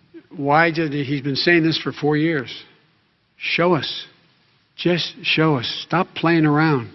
You've been saying for 4 years you're going to reduce your taxes. Nobody knows it, Mr. President. What they do know is you're not paying your taxes, or you're paying taxes that are so low. When last time he said what he paid, he said, I only pay that little because I'm smart. I know how to game the system. Come on. Come on, folks. Very quickly, President Trump, and then I want to get to two questions to both of you on this. I was put through a phony witch hunt for 3 years. It started before I even got elected. They spied on my campaign. No president should ever have to go through what I went through. Let me just say this. Mueller and 18 angry Democrats and FBI agents all over the place spent $48 million. They went through everything I had, including my tax returns, and they found absolutely no collusion and nothing wrong. $48 million. I guarantee you, if I spent $1 million on you, Joe, I could find plenty wrong. Because the kind of things that you've done and the kind of monies that your family has taken, I mean, your brother made money in Iraq, millions of dollars. Your other brother made a fortune, and it's all through you, Joe. And they say you get some of it, and you do live very well. You have houses all over the place. You live very well. All right, gentlemen, let me just ask some questions about all of this broadly. Vice President Biden, there have been questions about the work your son has done in China and for a Ukrainian energy company when you were vice president. In retrospect, was anything about those relationships inappropriate or unethical? Nothing was unethical. Here's what the deal. With regard to Ukraine, we had this whole question about whether or not, because he was on the board, I later learned of a Burisma, a company, that somehow I had done something wrong. Yet every single solitary person, when he was going through his impeachment, testifying under oath who worked for him, said, I did my job impeccably. I carried out U.S. policy. Not one single solitary thing was out of line. Not a single thing, number one. Number two, the guy who got in trouble in Ukraine was this guy trying to bribe the Ukrainian government to say something negative about me, which they would not do and did not do because it never, ever, ever happened. My son has not made money in terms of this thing about, what are you talking about, China. I have not had it. The only guy who made money from China is this guy. He's the only one. Nobody else has made money from China. President Trump, let me ask my question to you. But could I just one thing? Very quickly. His son didn't have a job for a long time, was sadly no longer in the military service. I won't get into that. And he didn't have a job. As soon as he became vice president, Burisma, not the best reputation in the world. I hear they paid him $183,000 a month. Listen to this.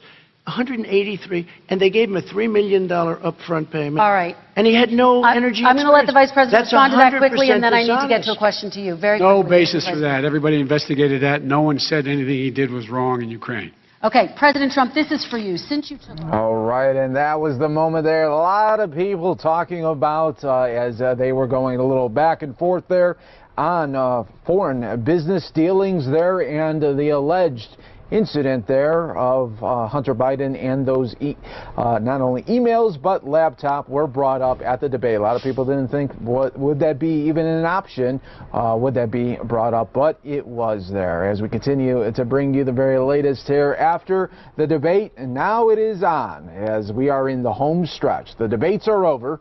Those are history, and you can always view them on NewsNOW, on our other components there that you could see on NewsNOWFox.com. You could get a clear list of everything and everywhere we are streaming worldwide to you. But as we are, the final stretch now, what is going to happen from here all the way until Election Day? Well, you won't have to wonder, because each day you can view us right there on NewsNOWFox.com. We'll take you around the campaign trail just like if you were at one of those rallies. If you were at a Trump rally, if you were at a Biden rally, it'd be like you'd be right there. And the best part is you don't have to wait hours and hours for it to start. It'll just happen, and we'll show it to you like if you were in the audience there. So we're going to be taking you from campaign to campaign these final 12 days right here on News Now from Fox, and it's been a great evening for everybody out here. We've been watching this third debate, much different from the first debate. First debate, there was a lot of interruptions. This one, it seemed to go a lot more smoothly, and they were able to get both sides more of their talking points in. Let's take a live look right now at the motorcade as President Trump is now leaving the venue, and there is the big motorcade that will now be taking President Trump from Nashville. They'll be going to back to Washington, D.C. a little bit later there, and we were watching this all unfold today, so thank you again so much for joining us here. I'm your host, Mike Page. Always great. Thank you to our team for putting this all together, and everyone that from around the country that gave us content to bring to you today to really build this up and show it to you, just like if you were at the debate today there in Nashville, Tennessee. In case you didn't get to see it earlier and maybe you missed some parts, we're going to play it for you in full right now. A little